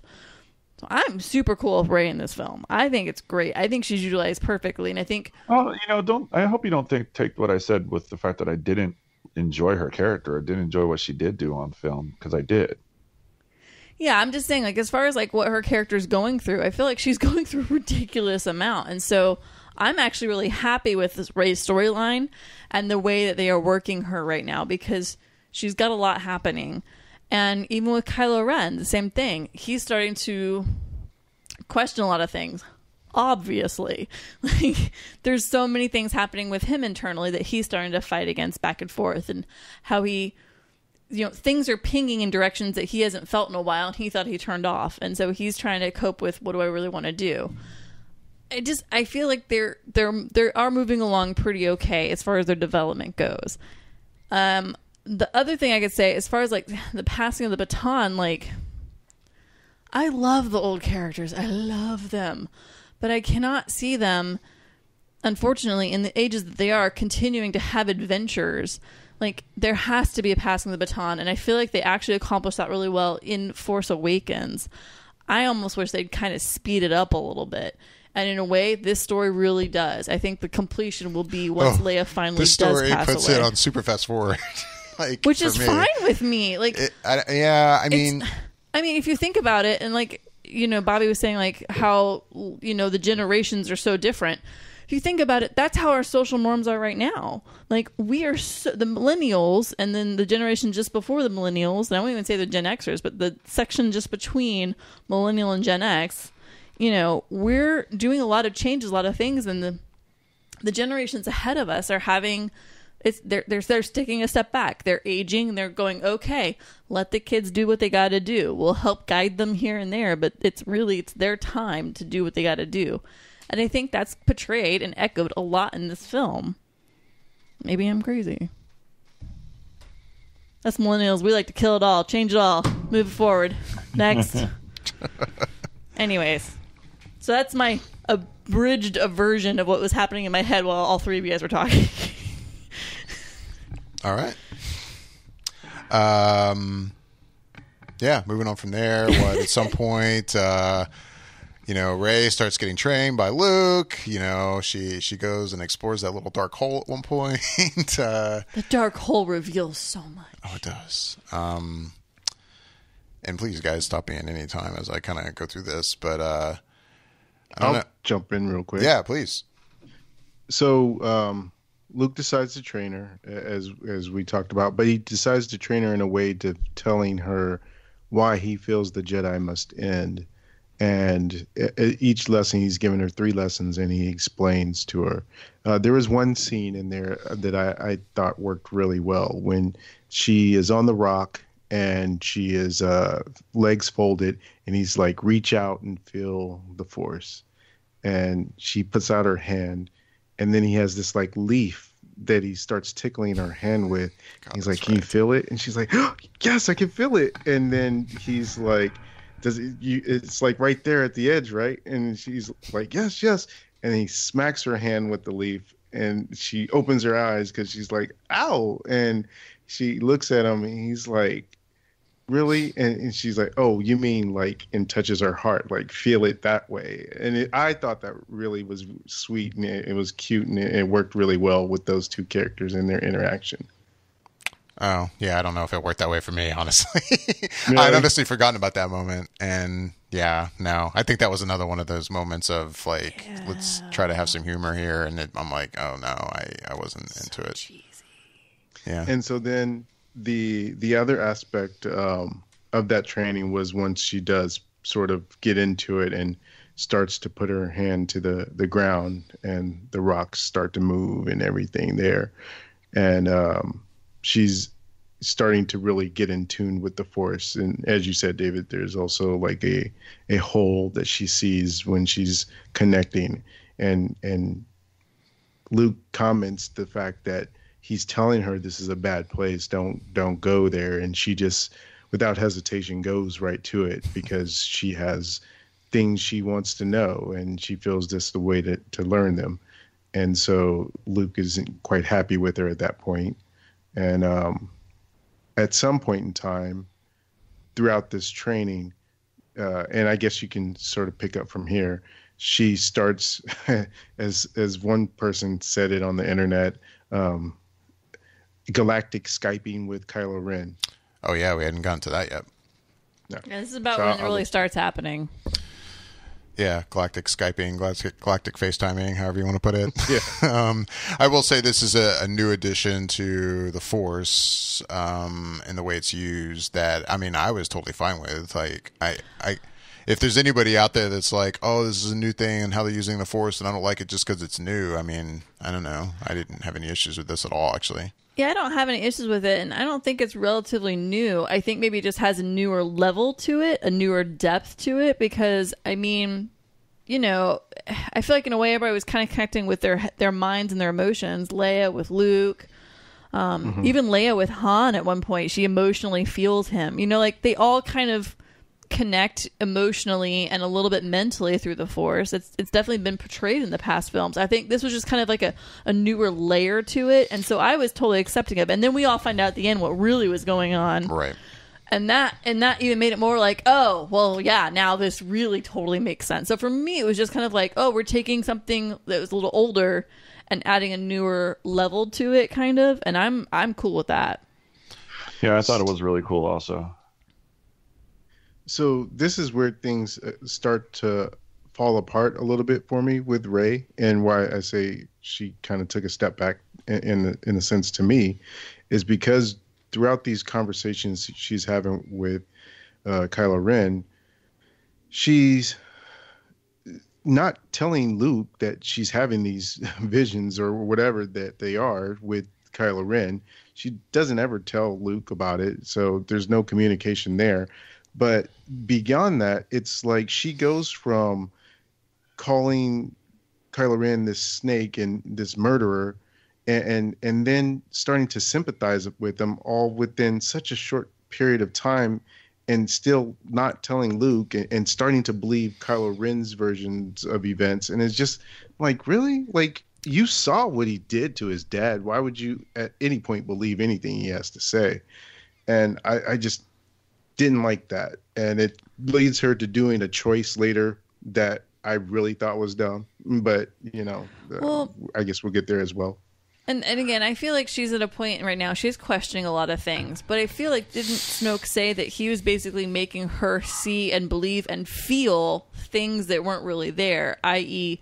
Kylo Ren's light side coming through? Because she kept kind of saying, like, I can feel it in you. I can feel it. Like, she's like, I know it's there. I know it's there. And I'm not saying it's not there, but I think she so desperately wants to believe the good in him. And she wants the light to come through, and she wants to change him. Like, I think she genuinely wants that. And so I think when she really starts feeling that as it's being maybe filtered stronger through Snoke, I think she's, that's how it changes so quickly. I think she's kind of like, well, Kylo kind of went through this, and he's got answers to questions I have. And I also see his light, and I could see it in him, and I could see he's starting to struggle with this too. And so I think she just wants it so badly. Bobby, you've never been a teenage girl. You have no idea. Girls want to change boys. This is what we do. You may be onto something. That's why we don't talk to our parents about who we're talking to on the telephone. God. Oh my God. Why would she tell Luke? Jeez.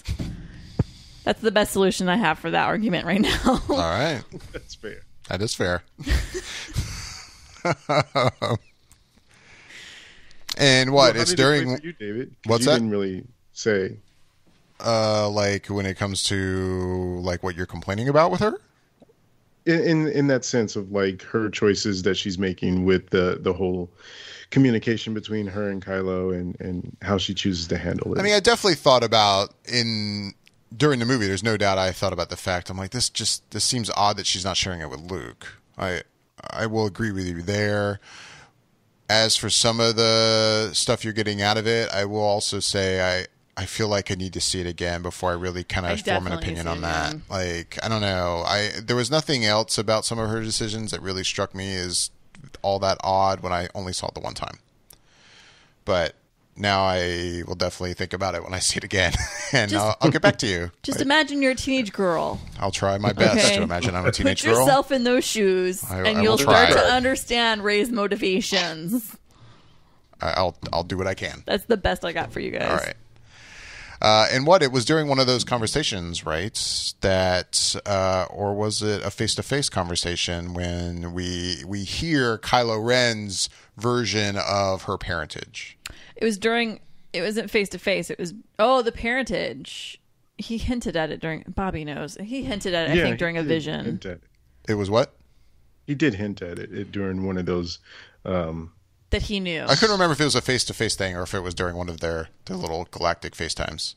I think it was a galactic FaceTime. He basically mentioned the fact that he had that knowledge. Right. I mean, and I say his version, for all we know, that is true. We'll get to that. It sounds like, we're getting to it right now, as far as I'm concerned, I guess. I was going to wait till we get to the Snoke scene, but okay. But, I mean...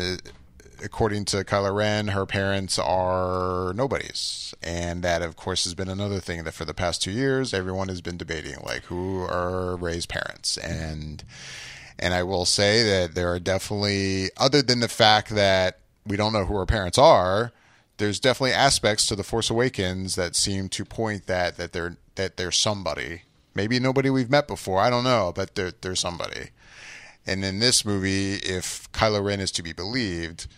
and if he is, it does seem like another kind of Rian Johnson going, fuck that. I'm going to make them nobodies. They're nobodies. They're nobody relevant. They're nobody important. And fuck all of you. Which, in a lot of ways, as a story decision, actually, I do like. Mm-hmm. But my problems with it are just the way that The Force Awakens, to me anyway, seems to set it up like they're not nobodies. Like, there's a lot of obviously, I guess a lot of the importance is that there's just a lot, it's important to her. But I don't know, there's something else about the way it's portrayed in Force Awakens that this seems like it's an important plot point. And for then this movie to go, oh no, that's all bullshit, they're nothing, seems like it is kind of almost retconning a little bit. I don't know. I see both sides to this. I'm also in the, well, I don't know if I fully believe Kylo Ren. Like, and for sure, we don't know that this is true. Part of me is like, really? Wait, we're just taking his word and we're moving past it? Okay. But then the other part of me is kind of like, you know what? I'm okay if that actually is the truth, because while, yes, in Force Awakens, there's a lot of movement towards she's from somebody, I think this is a nice movement, again, to get away from a lineage being what gives you what you have. Mm-hmm. This kind of goes back to Anakin coming from nothing, being from nobody, and just having the strength of the Force within him. And I kind of like that. I like that this is just something that happens. Like, you're not just specifically getting it because you're of some kind of a specific bloodline. It's not just, like, what do they call them when, like, say you're a granddaughter or a child of a person who went to a college, then you're just grandfathered in. Like, I like that it's not just done that way. Like, no, I agree with you. And so I'm kind of like, well, if Rey came from nothing, that's also kind of cool. Like, yes, it would be amazing if there was a connection. I would not. I'm saying this. If there was a connection to somebody, I'd probably lose my shit with giddiness. But I'm also cool if she's not. Like, that's fine with me too. Right. Let me interject just a little bit. Mm-hmm. I actually am on the same page as you guys. I'm completely fine if she doesn't end up being related to anyone. But I think after seeing it a third time, I started to, and I could be wrong in this interpretation, but I think what Kylo sees, because he can't see anything in terms of her, something that she doesn't already know. And so he was saying it's kind of locked away in your mind and your memory. And I feel like if JJ wants to, he can mess with that and say, well, from her perspective, that's what she believes. And she feels that way in her heart, that she's not from anyone in particular and that her parents just sold her away. That's her fear. And that's maybe something that Kylo saw that she was locking away, that's something that she thinks is really the case for herself. But it may not be. It may just be something else. And she just doesn't really truly know. And so it's like it could be brought up again with JJ. And I wanted to, within this moment, kind of read something that I saw that was on Deadline in an interview with Rian Johnson. I'll just read a little bit of it. And the question is there an overarching plot for where the trilogy goes? You obviously have The Force Awakens as a jumping off point, but is there a place you need to get to in order to set up JJ for episode 9? And Rian Johnson's response is, not really. That's been really cool about the storytelling process. There is definitely the idea that we know it's a three movie arc. We know the first film is an introduction, then the middle act is training, meaning challenging the characters. The third is where they all come together and you have to resolve everything. But I was truly able to write the script without bases to tag and without a big outline on the wall. That meant I could react to what I felt from The Force Awakens and what I wanted to see. I could make this movie personal. I could also take just these characters where it felt right and most interesting to take them. I think part of the reason the movie feels it goes to some unexpected places with the characters is that we had that freedom.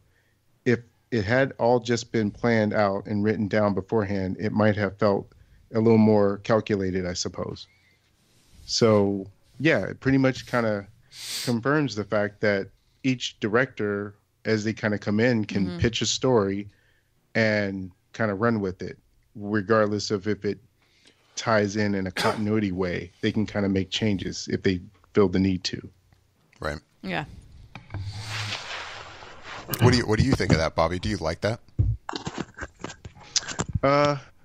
I suppose I could see the benefit of that, but then I feel like why do a 3-story arc in which things should tie together if you don't have it structured in a way that makes sense without changing and undoing something that someone in a previous one did, if it's connected story? It just seems like, I don't know, that they would be better suited to anthology films in that sense, of course, rather than a story that's supposed to be connected. Because then it just leads to what we're saying. It feels like anything JJ did that Rian Johnson didn't like, he just felt like, okay, let me change this, let me change that. And then it's like, well, now that we know JJ's coming back, will he change it back to what he liked? I mean, it just seems kind of like, well, what are we doing? I hope that's not the case. I hope they're a little bit more cohesive than that. It doesn't sound like it. It sounds like they're letting them do what they feel works story-wise, and let them hash out the details for themselves. Yeah, it seems like they're letting the directors write their film, and then as long as Lucasfilm, I guess, is happy with the story that they come up with, they're like, okay, yeah, you can make that. Go ahead. Yeah, Lucas and Disney will definitely be. I mean, they give the yes and the no's, but I mean, yeah, it's kind of a free for all in a way. But yeah, I guess I kind of have mixed feelings on too. In a lot of ways, I think it's cool. But then, like what you're saying, Bobby, like to go, okay, we're making this trilogy of films. It seemed like that we have one overarching story, but obviously, I guess we don't. We just kind of gave you a starting point, and now everyone just kind of gets to do their own thing. It seems like, well, maybe we could just keep going. Oh, maybe we'll do an episode 10 and have Rey in it, or okay, maybe another one, episode 11. All right, let's keep going. I don't know. It seems weird. Because don't you feel like maybe JJ was setting up Snoke for this 3-arc story, and then you think? Okay. And so then Rian Johnson just comes in and says, "Fuck that guy. I don't really like that character." So, we're gonna get rid of him right now. No, I mean, there's We'll there. There's no fucking doubt. Like it seemed like Snoke seemed quite important. And now it's like, oh, I guess now I'm relegated to having to read a book to find out more about this guy. Exactly. Exactly. Which will happen. There's no doubt about that. No doubt. I mean, in a lot of ways, I appreciate the ability to go, you know what? I'm just going to do something completely unexpected and kill Snoke. Like, I think that's cool in one respect, but then there's no doubt that I was like, fuck, man. Like, I really wanted to know what this guy's deal was, and now he's dead. And now he's completely unimportant. And, all right, like, just, again, it just seems so, like, I don't know how to put it. the importance that is put on this guy in Force Awakens, and then they go, oh yeah, you guys thought he was important. He's not now. Like, I don't know. There's something about it that bummed me out. Like, once he died, I'm like, he's not really dead, right? He's gonna come back together. Who would have ever thought that I'd been Susie Positivity in this bad boy? Yeah, I know. I just, again, and as someone who has also been reading the books lately, like, I've been just itching to know what I can about this guy. Like, how does he have? This guy is insanely powerful. Like. Yeah. This is not just some Joe Schmo that has convinced some, millennial kid to emo kid to be the dark, to follow the dark side of the Force. And I mean, this guy, how can you not be interested to know how he got to this point and convince Kylo to do what he's done? And exactly. And now to dismiss him, like. I don't know how. And it's like you said, David, it's coming in a book because they really give no good answer as to.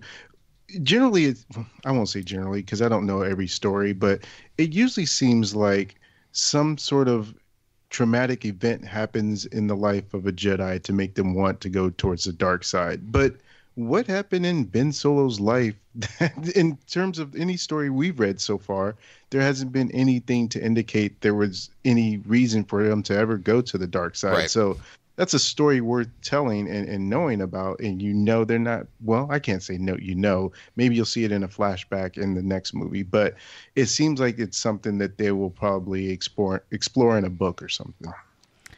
Well, again, I'm surprised I'm little Miss like positive Patty over here, but I not only was I like, what? They just killed Snoke? I was like, that's awesome. Because while I understand where you guys are coming from, and I respect it, and there's a level of me that was like, yeah, I'm kind of curious to learn more about this guy and see how all this happened to him. Another part of me is like, who really gives two shits? Like, he's a positive. I do. Like, that's what I'm saying. Like, I just feel like I think a lot of people do. But here's the thing, like, so you get in the original ones, you've got the old powerful dude who just was all whatever. You didn't get a lot of backstory on him. Not a ton of it. You just went with it. Right? He just had powers. What? So you're talking the Emperor in the original trilogy? Yeah. And trust me, I've thought about this. That in the context of the original trilogy, like when Return of the Jedi ended, did I know much about Palpatine's? And I didn't even know he was called Palpatine yet. The Emperor's backstory. No, trust me, I thought about this. So why does it matter if we know Snoke's backstory? Because go ahead, Bobby. No, you go ahead. Bobby's gonna go take a shot of something before he reaches through the mics and kills me. No. Because it's different. I'm not. Because I'm sort of with you, Michelle. I applaud Rian Johnson for doing that. I do too. I am super happy. And I think I said that too right at the beginning of this. Exactly, you did. But I think the circumstances are different in that we are now how many films deep? How many other stories deep? Like Star Wars is a whole different thing. Like we are way more invested in it than we were back at the end of episode 6. And to me, I don't think it's fair necessarily to compare like where we were when we saw the end of Return of the Jedi to where we are now.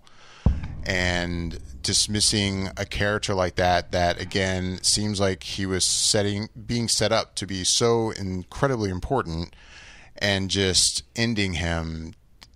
Yeah, trust me, I've considered what you're saying. Like about I considered it specifically about the Emperor, and I thought about that and how.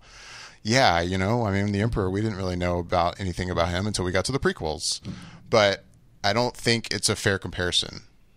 I think it's an exact comparison. No, I think for the reasons I just said, I don't think it is, because I think. So do you want a one film that's the Snoke origin story? No, of course that's not what I'm saying. You know what'd be cool? This is off. You know what'd be cool is like I can see everybody's point when it comes to Snoke being killed and whatnot, and like I was like, okay, well, who's gonna be the big bad now? Right. Like obviously it's it's Kylo Ren. Right. But this is something I just thought of. I was like, what'd be cool is if he takes on an apprentice. Because it's like, that'd be kind of. I like the idea of him taking on an apprentice and fighting somebody else and kind of almost building like a Sith army or whatever, or the dark side, and training people to go. I mean, for me as a whole, I think this film is just all about why do we have to hold on to everything of the past? I mean, that's basically what Yoda is saying. Like, you can still like in love these core things, but you have to keep changing and moving and growing with the way the world, the universe is going, and you don't have to constantly like vice grip onto these old ideals all the time. Like, you don't have to have this one big bad character for 3 whole arcing films. Fuck it, move on, kill the old bad dude.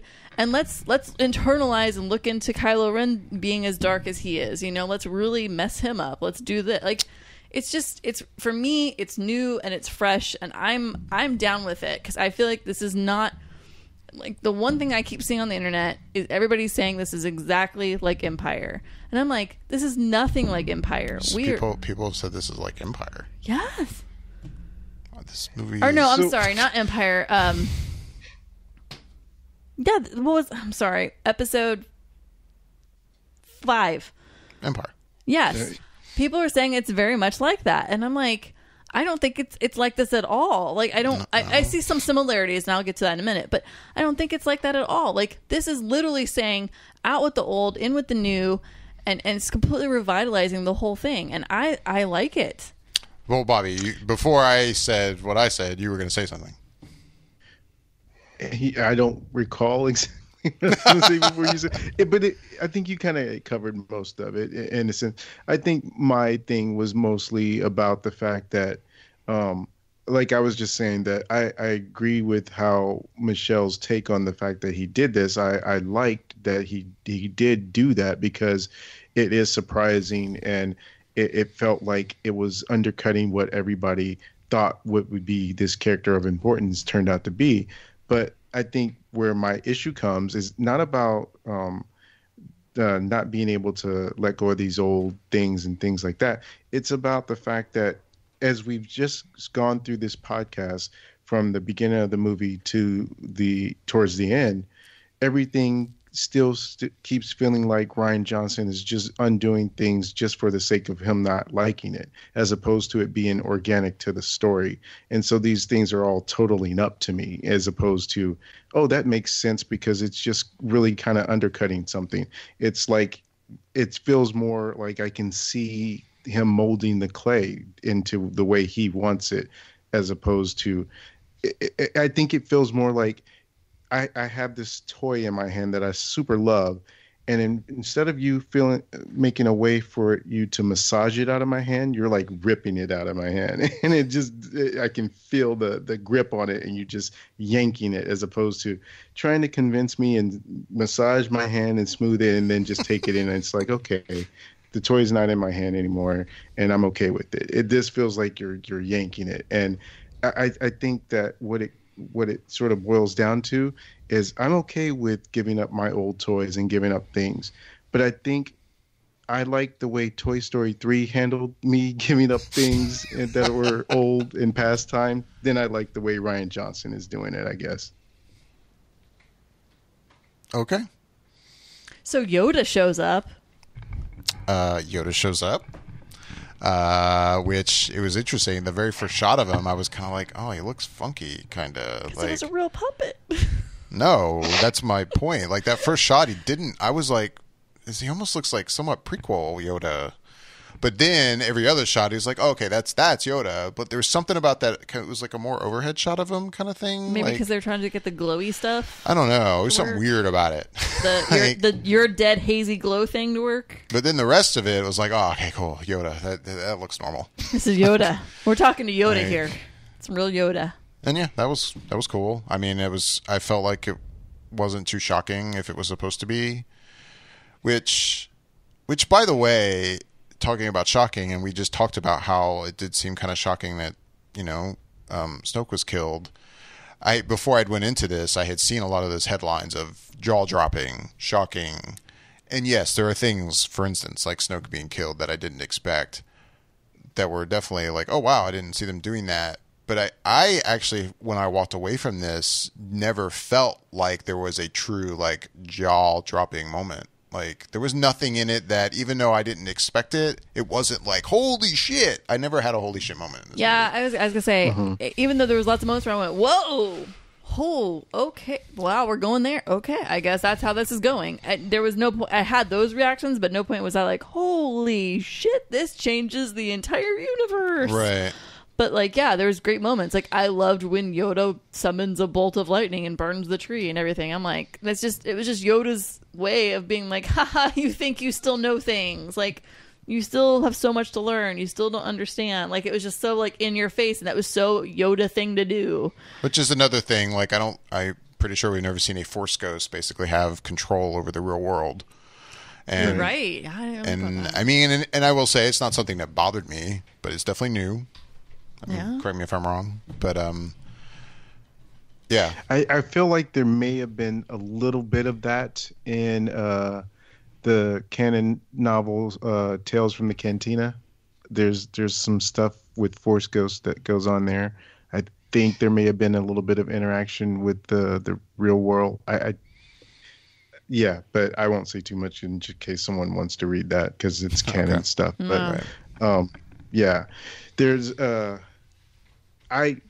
that was probably the second scene that I really just touches me just because of how much I love the character of Yoda and seeing him back and interacting with Luke. And this was like, rascally Empire Strikes Back Yoda, Yeah. where he's just all mischievous and giggly and laughing, and I love it. You can tell in my voice, and I'm smiling as I say it because it was again.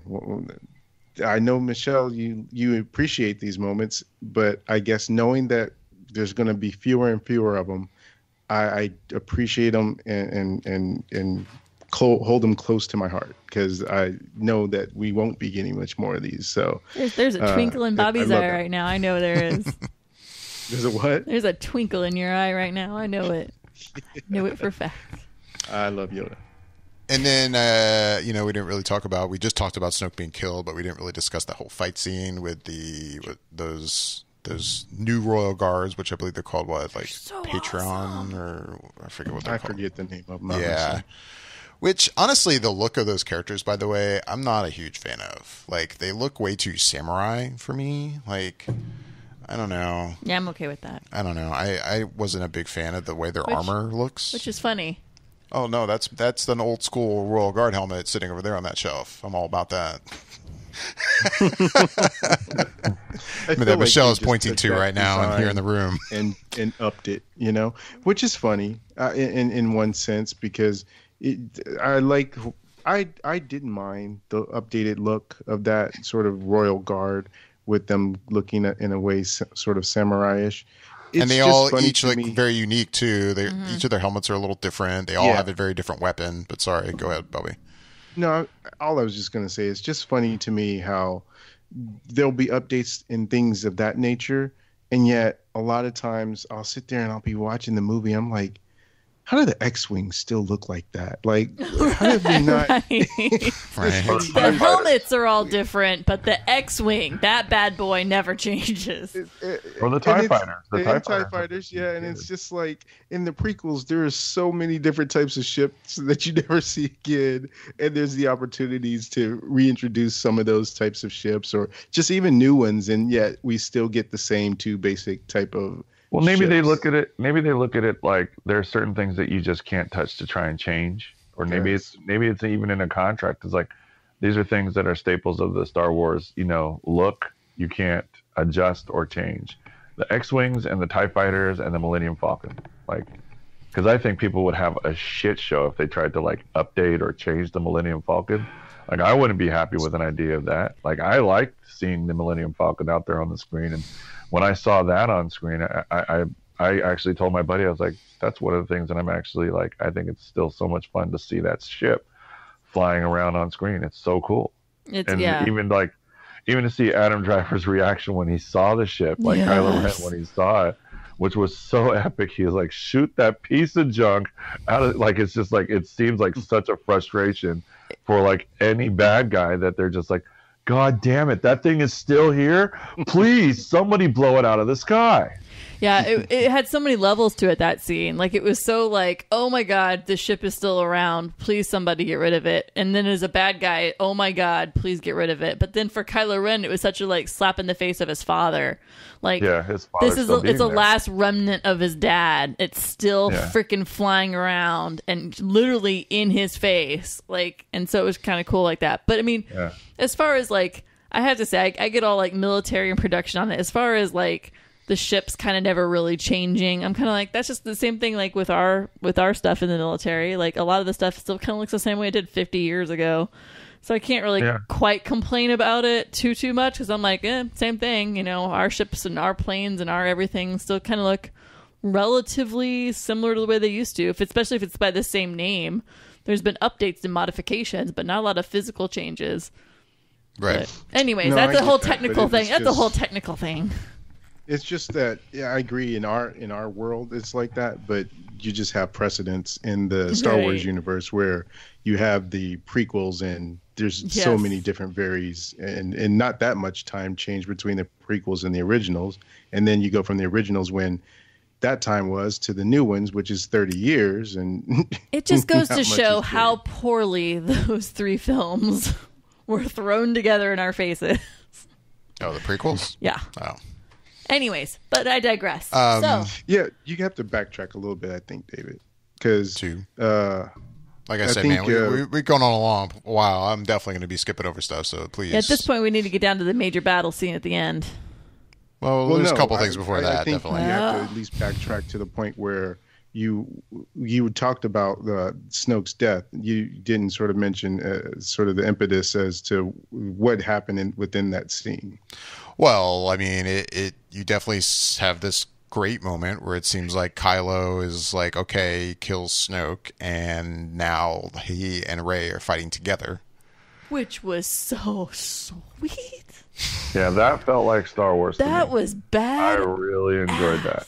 Yeah, and it's great. And then in a second, it goes from that to, it definitely now seems it's more Kylo killing his leader to now become a leader himself, and he wants Rey to come along with him. Right. Not so much that Kylo is like turning to the good. No, it's, hey, I'm going to kill this guy off and come with me and let's do this. And Rey's like, fuck that. And yeah, I assume that's what you're talking about, Bobby? Yeah, and just that I think you guys all seem to love it, and I think I loved it on a surface level, but really, honestly, I had my hands folded because I was like, I don't care what you do, Kylo. You kill Han Solo. I'm not rooting for you in this moment. In fact, I hope someone gets you in the back right now. Because no, I'm with you on that, Bobby. No, like, yeah. Don't get me wrong. I agree with you 100%. Like I enjoyed the fight scene. I enjoyed them fighting together, but he's still a bad guy in my eyes. It's like that guy, that son of a bitch killed our Han. Right. Oh no. I mean, I'm right there with you. But I have to say, like, it's one of the things, like, one of the very, very, very, very few things that I enjoyed from, say, the first films, and even the original 3, are when we get good swordplay fights. Like, I love the swordplay in Phantom Menace. Like, I say swordplay, lightsaber, whatever, you know. Right. I love watching those scenes. They're some of my absolute favorite scenes. And then, you know, we get some in the original series, and they're really spectacular. Some really great battles, especially in the last film in, 6? And, sorry, my brain's not functioning very well tonight on names. Anyways, so, you know, I really love seeing a good lightsaber fight, dude. I crave it. So when this started going down, like, as soon as they killed Snoke, I was like, oh shit, it's on. Like, I knew it. I was like, oh my god, the guard is gonna attack. I got giddy. I was like, oh my god, this is gonna be such an epic freaking sword fight. And it delivered, and it was awesome.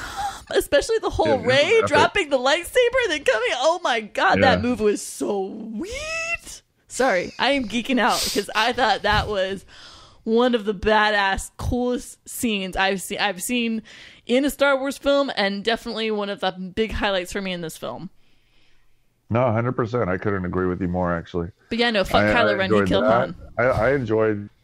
I couldn't agree with you more. I'm with you. I really love and enjoy the lightsaber scenes, and it's to the point where it's like I need to have a lightsaber. It's part of me fight scene, a really good one in these movies to make it feel like Star Wars. And that scene right there was that did it for me. I was like, that was pretty badass. Right, dude, it was. I'm with you. I don't say require it in a Star Wars film, but I feel like we didn't get as much lightsaber fighting in Force Awakens. So it's kind of like I was itching for it, and it was this moment. It was this huge moment, and all of a sudden, like, Snoke's dead, and the guards realize what's happening, and Rey realizes what's happening, and I'm like, oh, dude, it's so on. Like, yeah, no, super giddy. But no, at the end of the day, fuck Kylo Ren.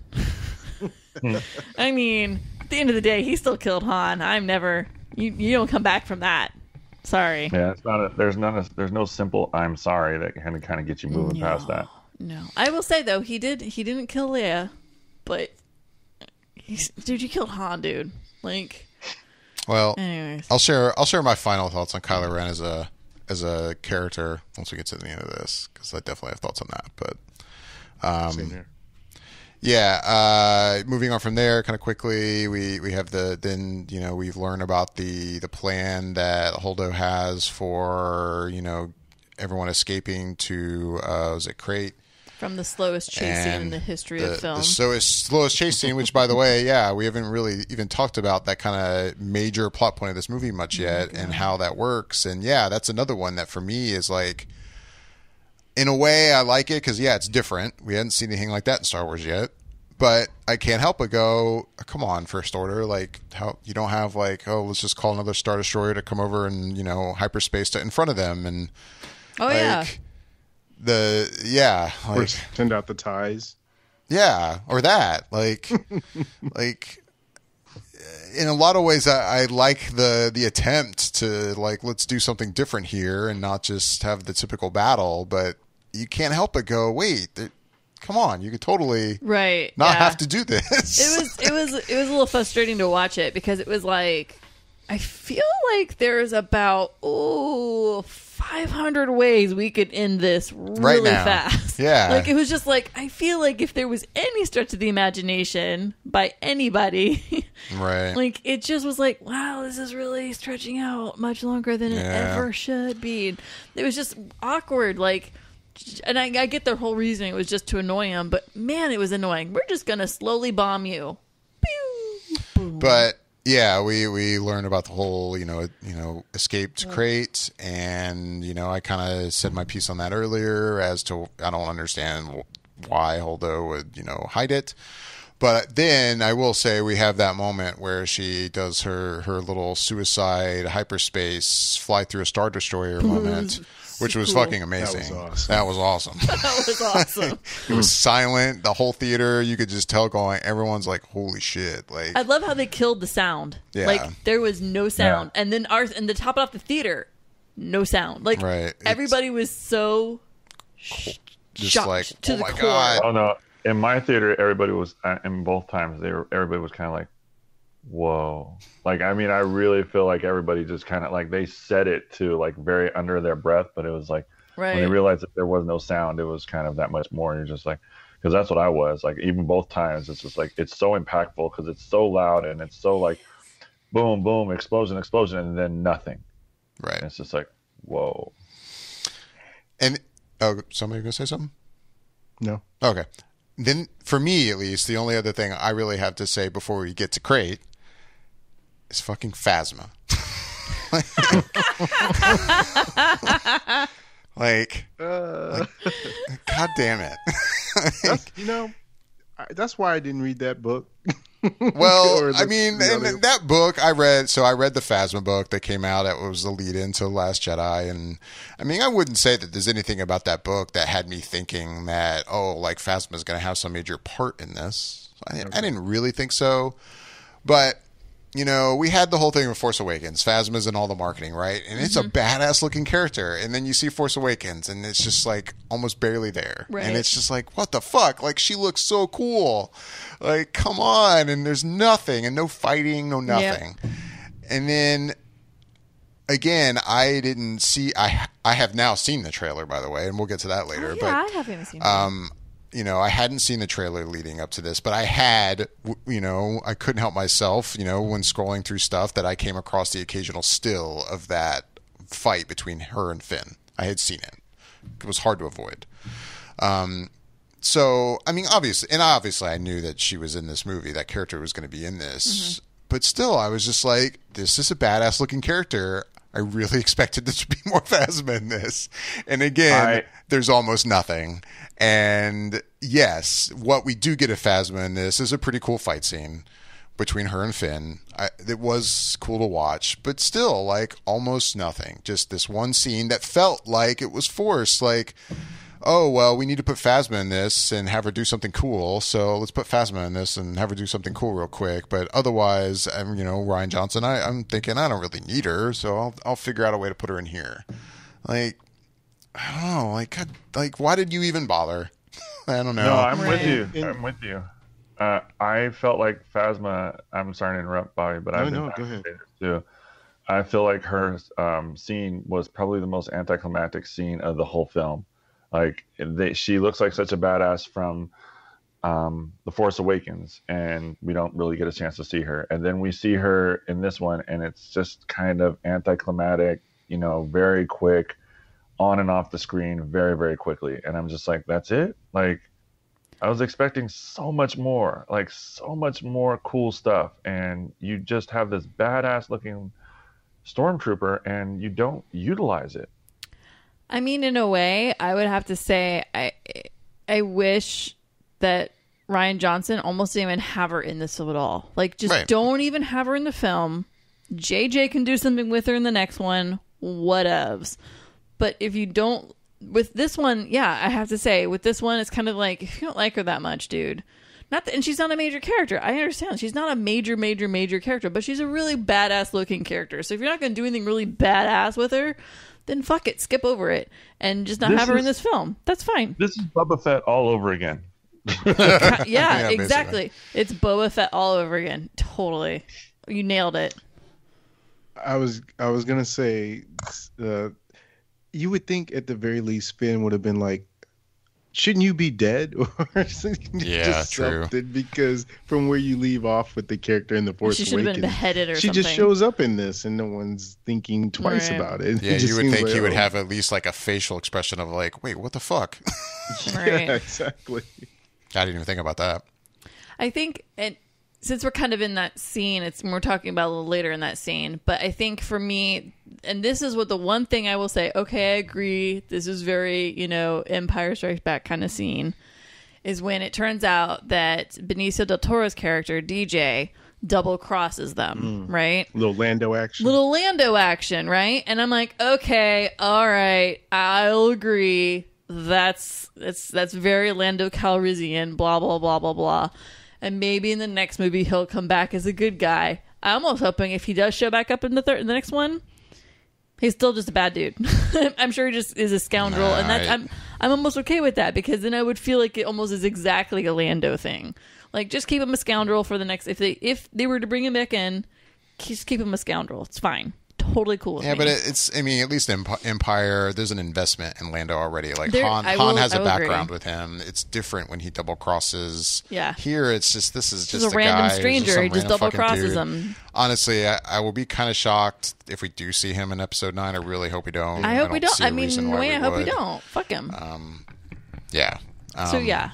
And then another moment, too, I just thought of from that whole scene, it totally did not work for me either, was BB-8 controlling a walker or, like a AT. Who the fuck knew one of those little walker things could move as fast as that motherfucker did? Right. Well, I'm watching it, I was like, I've never seen those bastards run that fast. It doesn't have a head anymore, so I guess it lost some weight, Yeah. maybe, because that thing was hauling ass at one point. But that whole moment of BB-8 controlling it is just was cheesy. That was cheesy.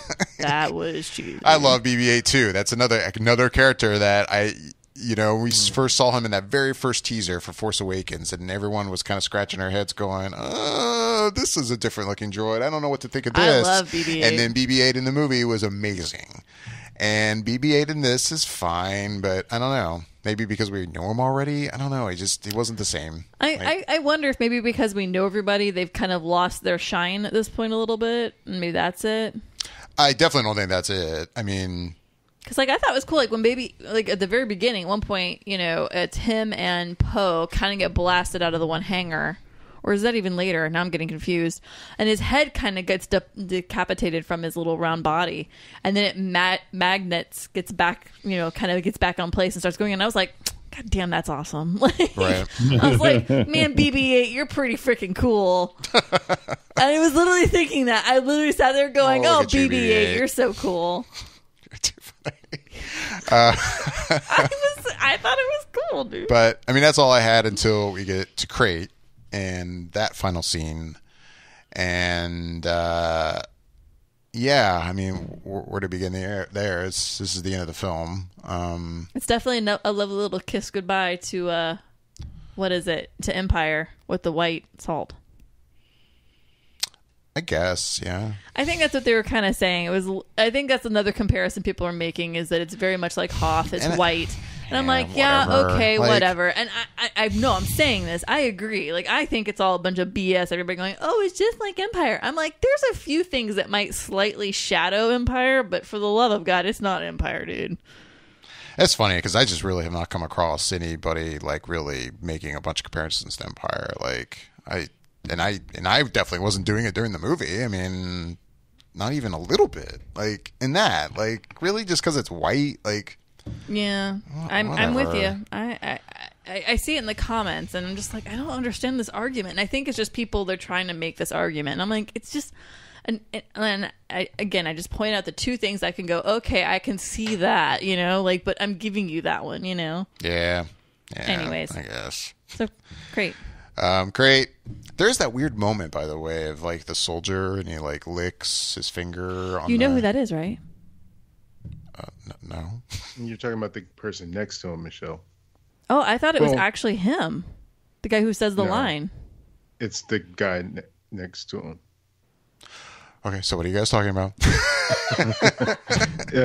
The person in the trenches next to the guy who licks the salt and says it's salt, it was Gareth Edwards. Oh, okay. He was in for just a small second. Oh, okay. Well, anyway, I just found that moment to be like, okay, where's this going? And it felt like, why did we have that moment? Well, I think it was to explain what it was, like, because at that point we've clearly seen that when you step on it, it's red underneath. So it's, I'm sure. I think it was just to clarify what it was in a way, and then I think it was also just to give Gareth his moment. Like, and I realize that's really stupid, but there's all that happens a lot. Like, sometimes there's just shit in movies just to have a thing to do. I don't know. There seemed to be something that almost important about that when it happened, and then it seemed completely pointless in the end. I mean, I don't know. It was something about it that I'm like, okay, why did that happen? I guess I'll find out. Oh wait, I never found out. I guess, and I could see it from a way when they, when the Millennium Falcon is actually like going through the planet a little bit, it looks like a crystal mine kind of. And I guess you could be like, oh, that's not crystals, that's salt. Like, the planet is made of salt. Like, that's what it does. Yeah, I guess I'm just saying we didn't need to know. There's no... And I agree. There's really no major need to know what the planet is made of. But at the same time, like, I feel like we've ventured to other planets and we found out what the hell they were made out of. Yeah. Anyway. I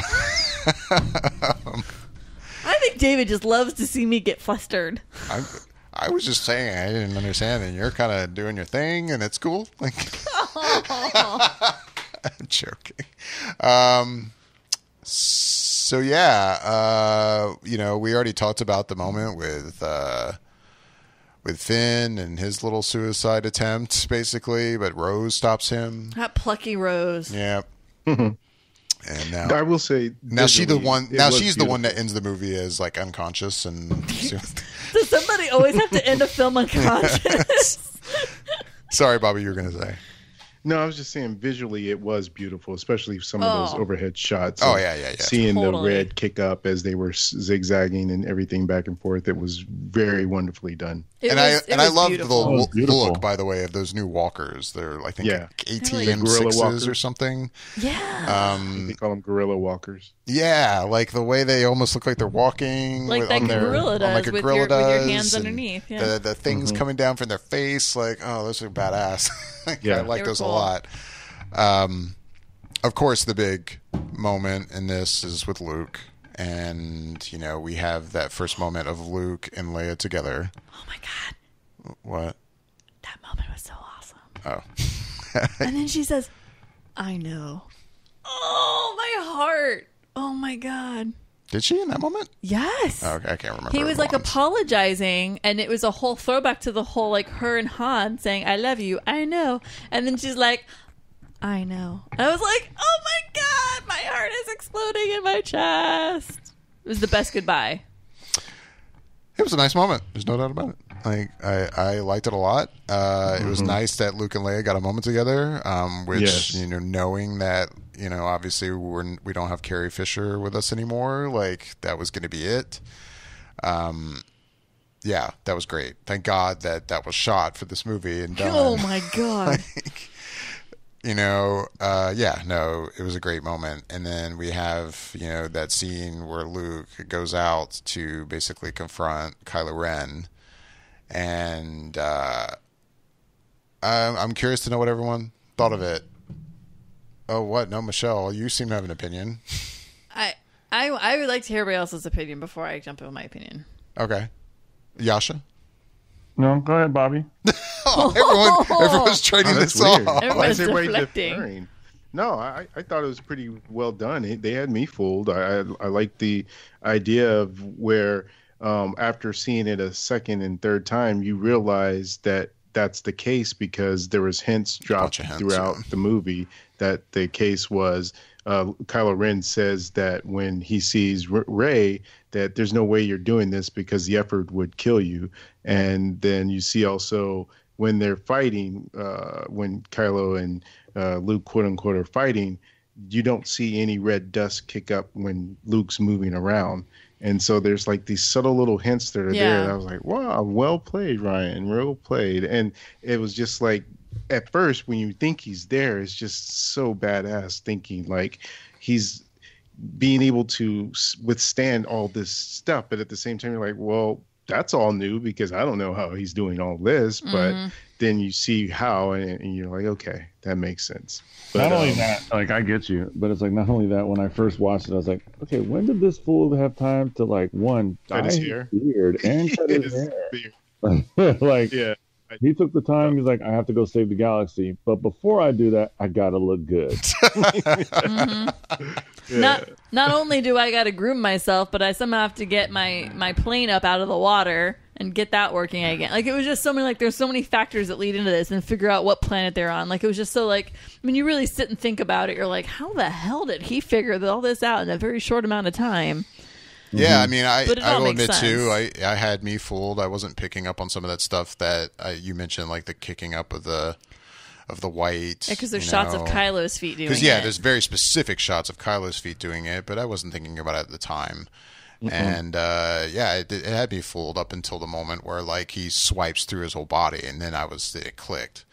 Yeah, for the most part, I enjoyed it. I mean, there was the little moment too, which again, it was another kind of humor moment that didn't work for me, like when we first realized after all those gunshots and Luke is still there and he kind of brushes his shoulder, and I'm just like, oh, really? Yeah, like, the dust off was not necessary. No, that wasn't necessary. Like stuff like that. I mean, I like the line of like "nice try, kid" or whatever he said. Or yeah, I like that. Yeah, that I liked. But did you like the wink at C-3PO when the C-3PO says "Master Luke" and he walked by and he winks at him? Yeah, that was fine. That was fine. Okay. Yeah, that was fine. I'm with it. you, David. Like, I wasn't a huge fan of the whole brush off shoulder. I mean, it made me chuckle. It made me laugh. But I was just like, that, it felt out of place. Yeah, I didn't like the brush off because I feel like that was out of Luke's character. But for him to say, "Come at me, kid," or "Nice try, kid," I was like, yeah, that's a little more in his character. I will say, going into this moment, like right when they start shooting at him with everything they have, and then he reappears, my first thought was, is he a Force ghost and just doesn't seem to have the glow yet, or he somehow has been able to like disguise it? Like, my first thought was, oh my god, Luke's already dead. Like, he's already died on the island at some point, and this is his Force ghost doing this. But then, that was just my first thoughts, and then it took me a little while. But yeah, once I saw the lightsaber go through him, there was a moment of connection in my head, and I was like, and it slowly sunk in, but it took me until that point to get from A to B. I won't lie. I was happy about too, on a level of after that moment of all the blaster fire and he survives. There was a part of me that's like, I get that he's very powerful now, but really, like, he's that powerful? Like, Holy shit. I don't know if I'm really like buying into him being able to defend himself in that kind of situation, just using the Force, Yeah. So when I saw that, okay, he really wasn't there. All right, cool. Like that makes sense to me now. Fine. No, overall, I like the moment with Luke and Kylo a lot. No, yeah, the fight sequence was really good, and then. Yeah, no, it was pretty awesome. And then realizing it was all just a distraction to get so everybody can get out was really cool. I don't know.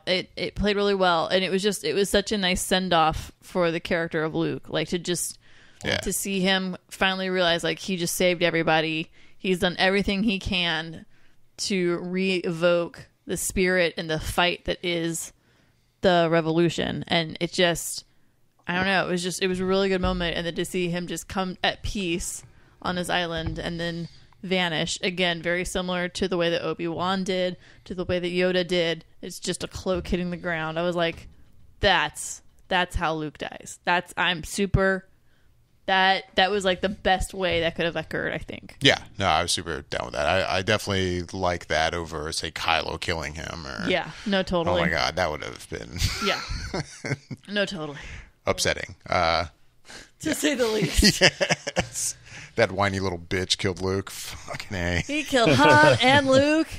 Motherfucker. Like, it just would have just done it. Right. Yeah. Anybody else on Luke's death? Anything before we basically wrap this up now? I mean, I think in the initial showing when I saw it, I was happy that if he had to die, that he went out a hero on his own terms and fulfilling what essentially the opening crawl was saying in terms of Leia hoping that Luke would come back and be the spark for being able to stand up against the First Order. And he did fulfill that. And I was happy that he, like I said, that he went out on his own terms. But ultimately, I'm sad to see he lose another big character Right. of the big three. This one, especially when you consider the two actors that are living are now dead in the Star Wars universe, and the one that's not with us anymore is, well, Yeah. we don't know what they're going to do. Right. Talk there. about So, irony. He's supposed to come back too for the next one. Yeah, I mean, I won't say only, but the thing that I do look forward to, because I imagine this will happen, is that we'll get Luke back as a Force Ghost in the next episode. Yeah, I would imagine that'll happen. Yeah. Well, I hope so.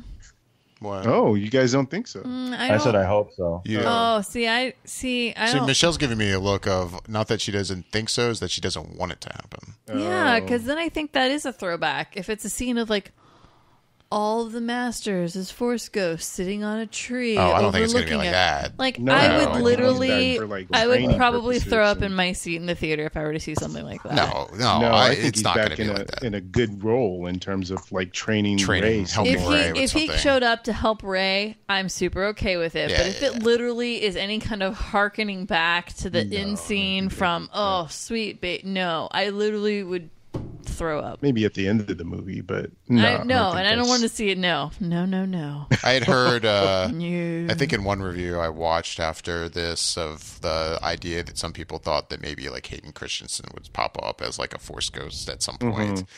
And I'm just like, I can never, ever, ever see that happening.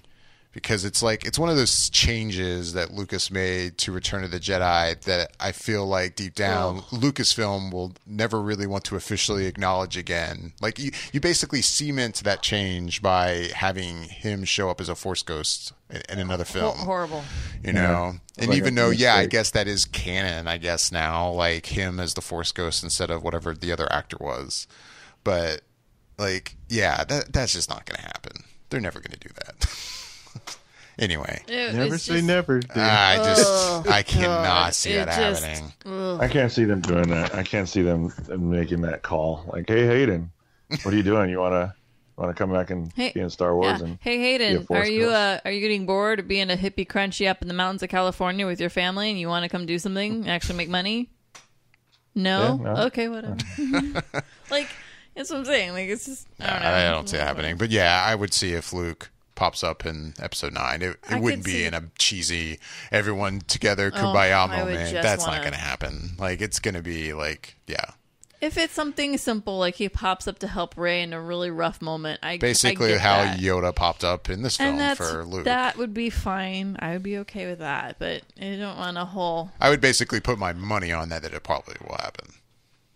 I'd be willing to bet. I mean, if it's JJ, yes. If it were still Ryan, I would say, yeah, it might not happen. Well, fuck. If it's Ryan, I mean, who knows what the fuck we're gonna get with our next movie? But But yeah, no, it's JJ. We're gonna get a lot of mushy throwback and a lot of core stuff, and it's gonna be a lot. Yeah, it's gonna be all that, all the feels. and then nostalgia. the movie. Yeah. JJ thrives on nostalgia. He does. It's gonna be nostalgia ridden through the whole thing. Yeah, we have the end of it. Basically, that's the end of the movie. I mean, we've got that moment with Rey where she helps them escape, and that's the first time Poe has met her, and then they have their kind of a little encounter, I guess, on the Falcon, and it seems to be a hint of a possible relationship between the two of them in the future, which we could totally see happening, and You see that moment too, where it looks like, I guess, what Rey actually has all those books that were in the tree. Yeah, they were in the Falcon They were this in the whole Falcons. time. Yeah, so they actually didn't burn. Took them. What's that? I said Rey took them. Right. She took them. And then, we have this moment where it seems like, okay, this is the end of the movie, but actually then we have this extra moment at the end of the film going back to those slave kids. Mm-hmm. And, the one kind of shows this bit of like kind of force sensitivity with the broom and this kind of moment of like, this is going to be the beginning of some new kind of hope for, a rebellion against the First Order. And it's a cool moment. Actually, it works for me. It worked for me. I've heard the kind of excuse, it seems very Disney-like, a very Disney moment or something. I don't know. I actually liked it. I don't know, because I feel like those moments are in the other films too, looking out into the sky and realizing like you can be a part of something bigger than the moment you're currently in right now. Right. And the hope for a better future for yourself and for your people. And it was a really good moment, and it played really well with me. That moment, and honestly, the moment that Luke died and he sees the two sons, oh, my heart. I was like, that's good. Gosh, dang it, Rian Johnson. That was good. You put two suns out there over the horizon for him to see just before he just disappears into nothing. Sorry, that's what I mean. Like him going through his daily routine of like milking the thing and fishing. Like he was a farm boy. Like, so you have that moment at the film, and then at the end you have him seeing the two sons, and that's a him coming full circle of him being in his life and who he is. Right. And I like that. I like that moment, and I like the moment at the end with the boy with the broom. And I think it shows that the Force is not dead. Yeah. And that it's very much alive, and there's still people, and there's still going to be people that are going to continue to join the rebellion no matter what their age is. So yeah, I liked it. I liked the cheese on that one. And then go ahead, Bobby. No, I was just gonna say about that last scene with the force sensitive kid. I did like it, but I guess there's a little bit of part of me that I was like, Rian Johnson did such a good job in bringing all types into the movie, and I was like, it would have been nice to see a little black kid have some force sensitive powers. You had one there. Yeah. I mean, we know it exists. We know it's out there. That we know that the Force does not discriminate. Sure, exactly. But I just thought that would have been a good moment since you did have one there. Right. No, I agree. Nice, but I know what you're saying. It was a nice moment though. And then that's the movie. And then I think and we can go around the table if we want to, but I don't know. I feel like my closing argument with this movie is, again, overall, my one viewing, I enjoyed it.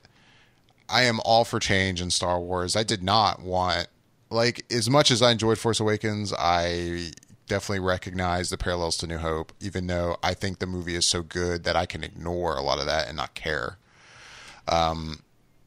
And no, I wasn't wanting more of the same out of this by any means. I definitely wanted something completely new with Star Wars. My problems are not that there are things that are new. It's that I do not like some of the creative choices that were made, because it does feel like instead of just kind of naturally progressing into some new story, it felt more like Rian Johnson was just going, well, I'm just going to do things completely off the wall just to do things completely off the wall. And that I'm not necessarily in agreement with. I'm not necessarily happy with those choices. Like, it does seem like he just kind of just completely just took this franchise in another direction just to do it, and it didn't necessarily make sense.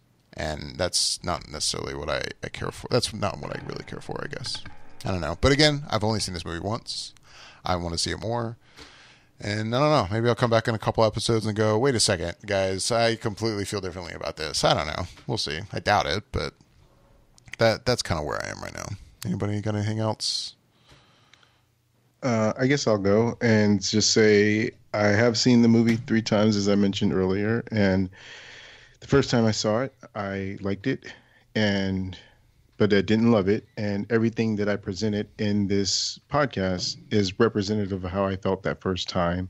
Seeing it the second time, I almost doubled down on the way I felt the first time because of reaffirming things that I didn't like and seeing it again and them standing out even more. Right. The third time I saw it with my son, and I somewhat swung back around to the point of stages of grief. Like it just was mad, angry, and now I'm to acceptance. And I kind of accepted what Ryan Johnson did with it and the choices he's made. And I'm, kind of okay at this point. And I feel like I was able to vent and get out everything that I didn't like and would have preferred to see or wanted to see or whatever the case may be.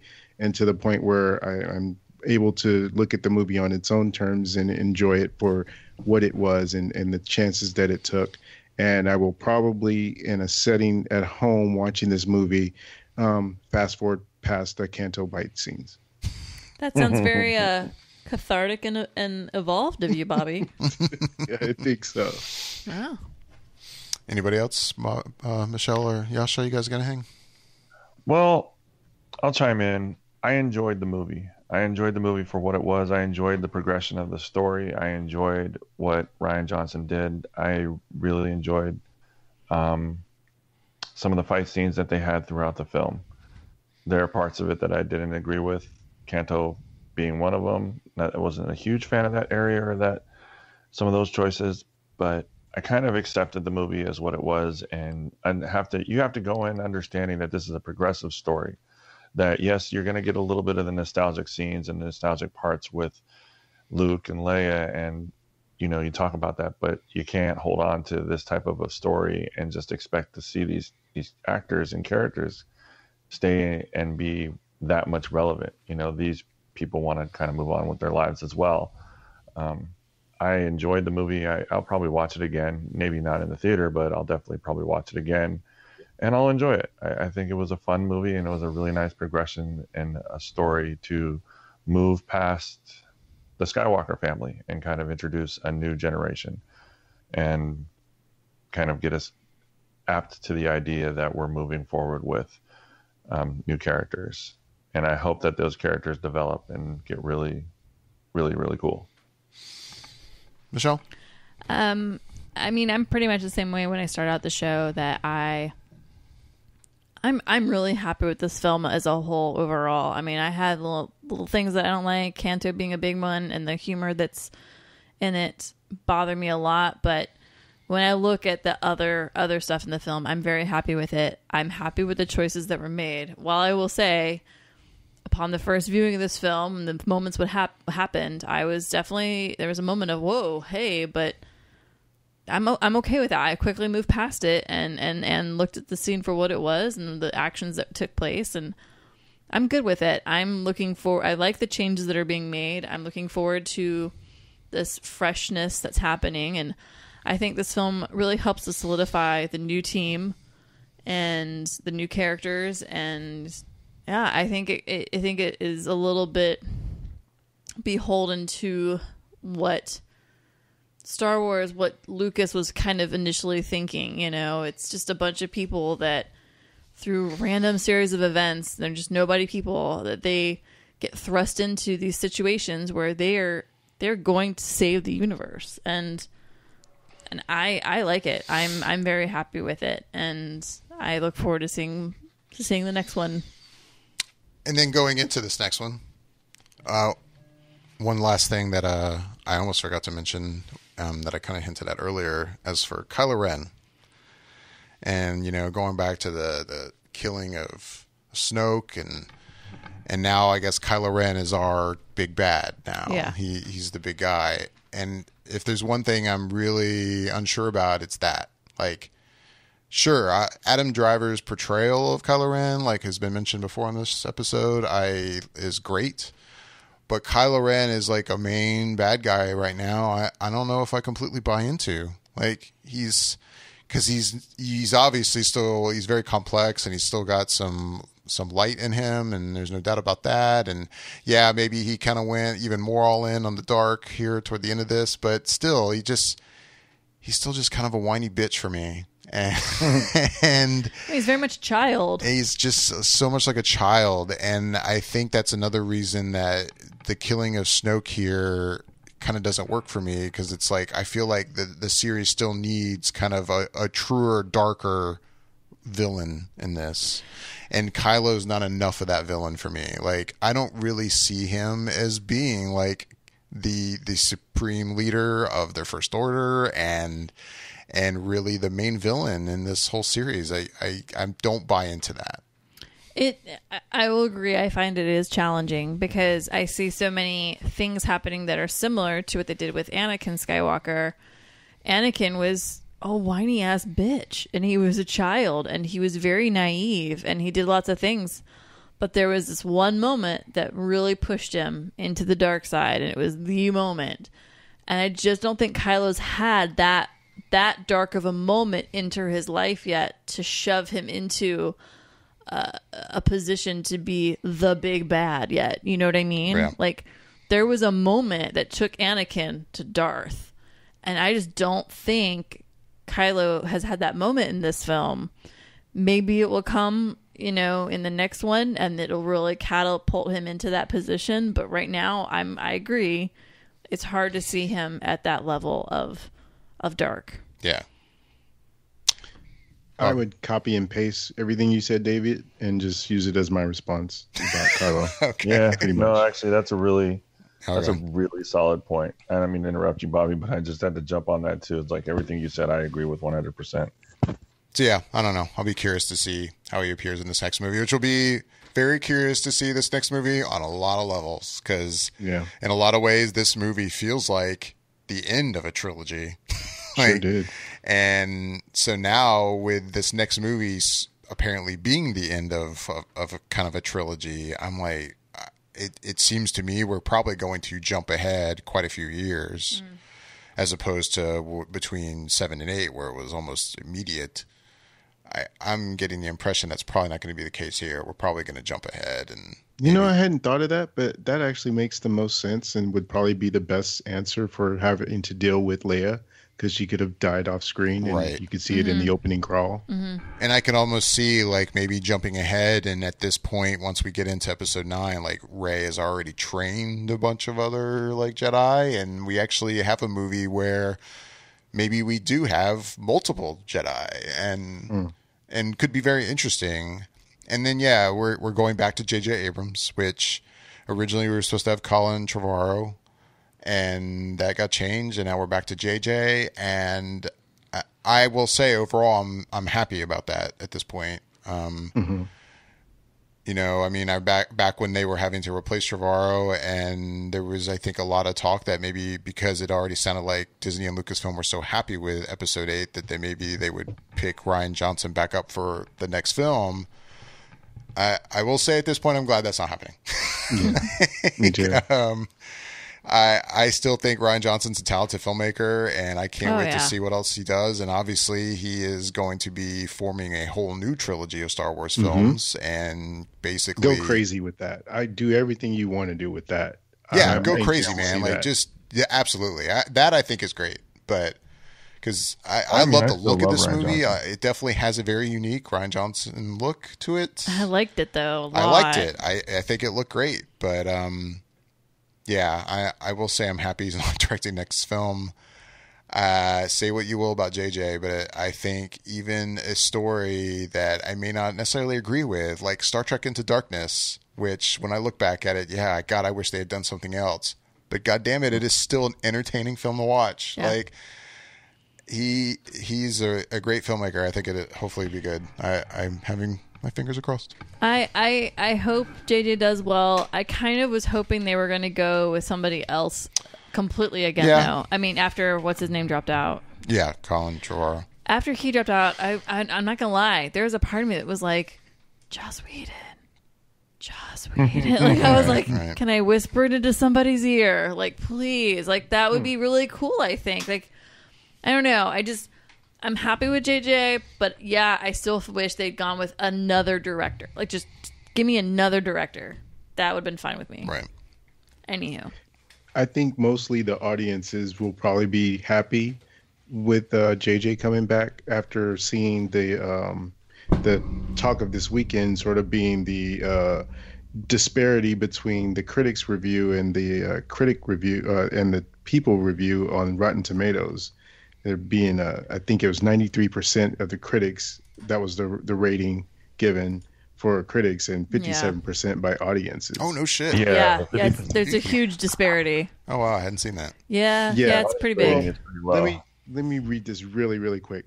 At Deadline, they spoke to the Walt Disney Studios president of theatrical distribution, and he said, Rian Johnson, the cast, and Lucasfilm team have delivered an experience that is totally Star Wars, yet at the same time fresh, unexpected, and new. That makes this a Star Wars film like audiences have never seen. It's got people talking, puzzling over its mysteries, and it's a lot to take in. And we see that as all positive. That should help set the film up for a great word of mouth and repeat viewing as we enter the lucrative holiday period. So it's good to see his priorities are on that money coming in, because people being so divisive about this. Well, yeah. So big disparity there. So maybe they will be feeling more comfortable with JJ coming back. Right. I might have to write myself a little audience thing on there, try to help bring that score up. You do that, Michelle. You do that. I will say I'm kind of happy with where it is. I don't know. Yeah, I don't know. I guess I stand alone this time. It's so random for me to be like the odd man out. Before we get out of here, there was one thing that I made sure I wanted to mention to you guys and see how you thought about it. And excuse me, this was a complete, when we talked about the movie being parody, this completely felt like it belonged in Spaceballs. But there was this point where there looked like there was this ship coming down out of the sky, and then they pan out, and it actually was just an ironing like clothes. Oh, that's right. I forgot about that moment. Well, what was funny was in my head as I was looking at it, I was like, it looks like an iron. Yeah, and then it phased out, and I was like, oh, that's because it is an iron. And I was, and again, the humor for me, big miss. Yeah, it was. I forgot about that one. That was another miss. It's another miss for me, dude. Totally thought that was like something that you'd see in Spaceballs. Yeah, like, exactly. Wow. Totally. God, yeah, that was terrible. See, I'm telling you, as a whole, the humor is my number one complaint. It is my number one complaint with this film. Anyway. With that, to anyone still listening to us, thank you. I will say, though, when I go to edit this, I'll be curious to see what the final time is. We may even cut this into 2 episodes. But if it's not, if it's one long episode and you're still listening, we appreciate that you are listening and supporting the show. So thanks for checking us out, and make sure to check us out also at facebook.com/Flicker Effect if you're a big Facebook user, or Instagram, on Instagram at Flicker Effect, and on Twitter, Flicker_Effect. You can find us at all those wonderful places. And we should hopefully be back next week, and I'm sure we'll be talking about The Greatest Showman right before Christmas. Which, I don't know. I think we're all kind of excited to see. I'm excited to see it. I'm excited to see Greatest Showman. Yeah. And I'm seeing Shape of Water, too. Oh, yeah. I'll be seeing The Shape of Water this week. Yeah, I'm definitely excited to see that. So, yeah. New Guillermo del Toro film. With that, I'm David Lott. I'm Bobby Jackson. I'm Yasha Wilson. I'm Michelle Hillard. Thanks for listening.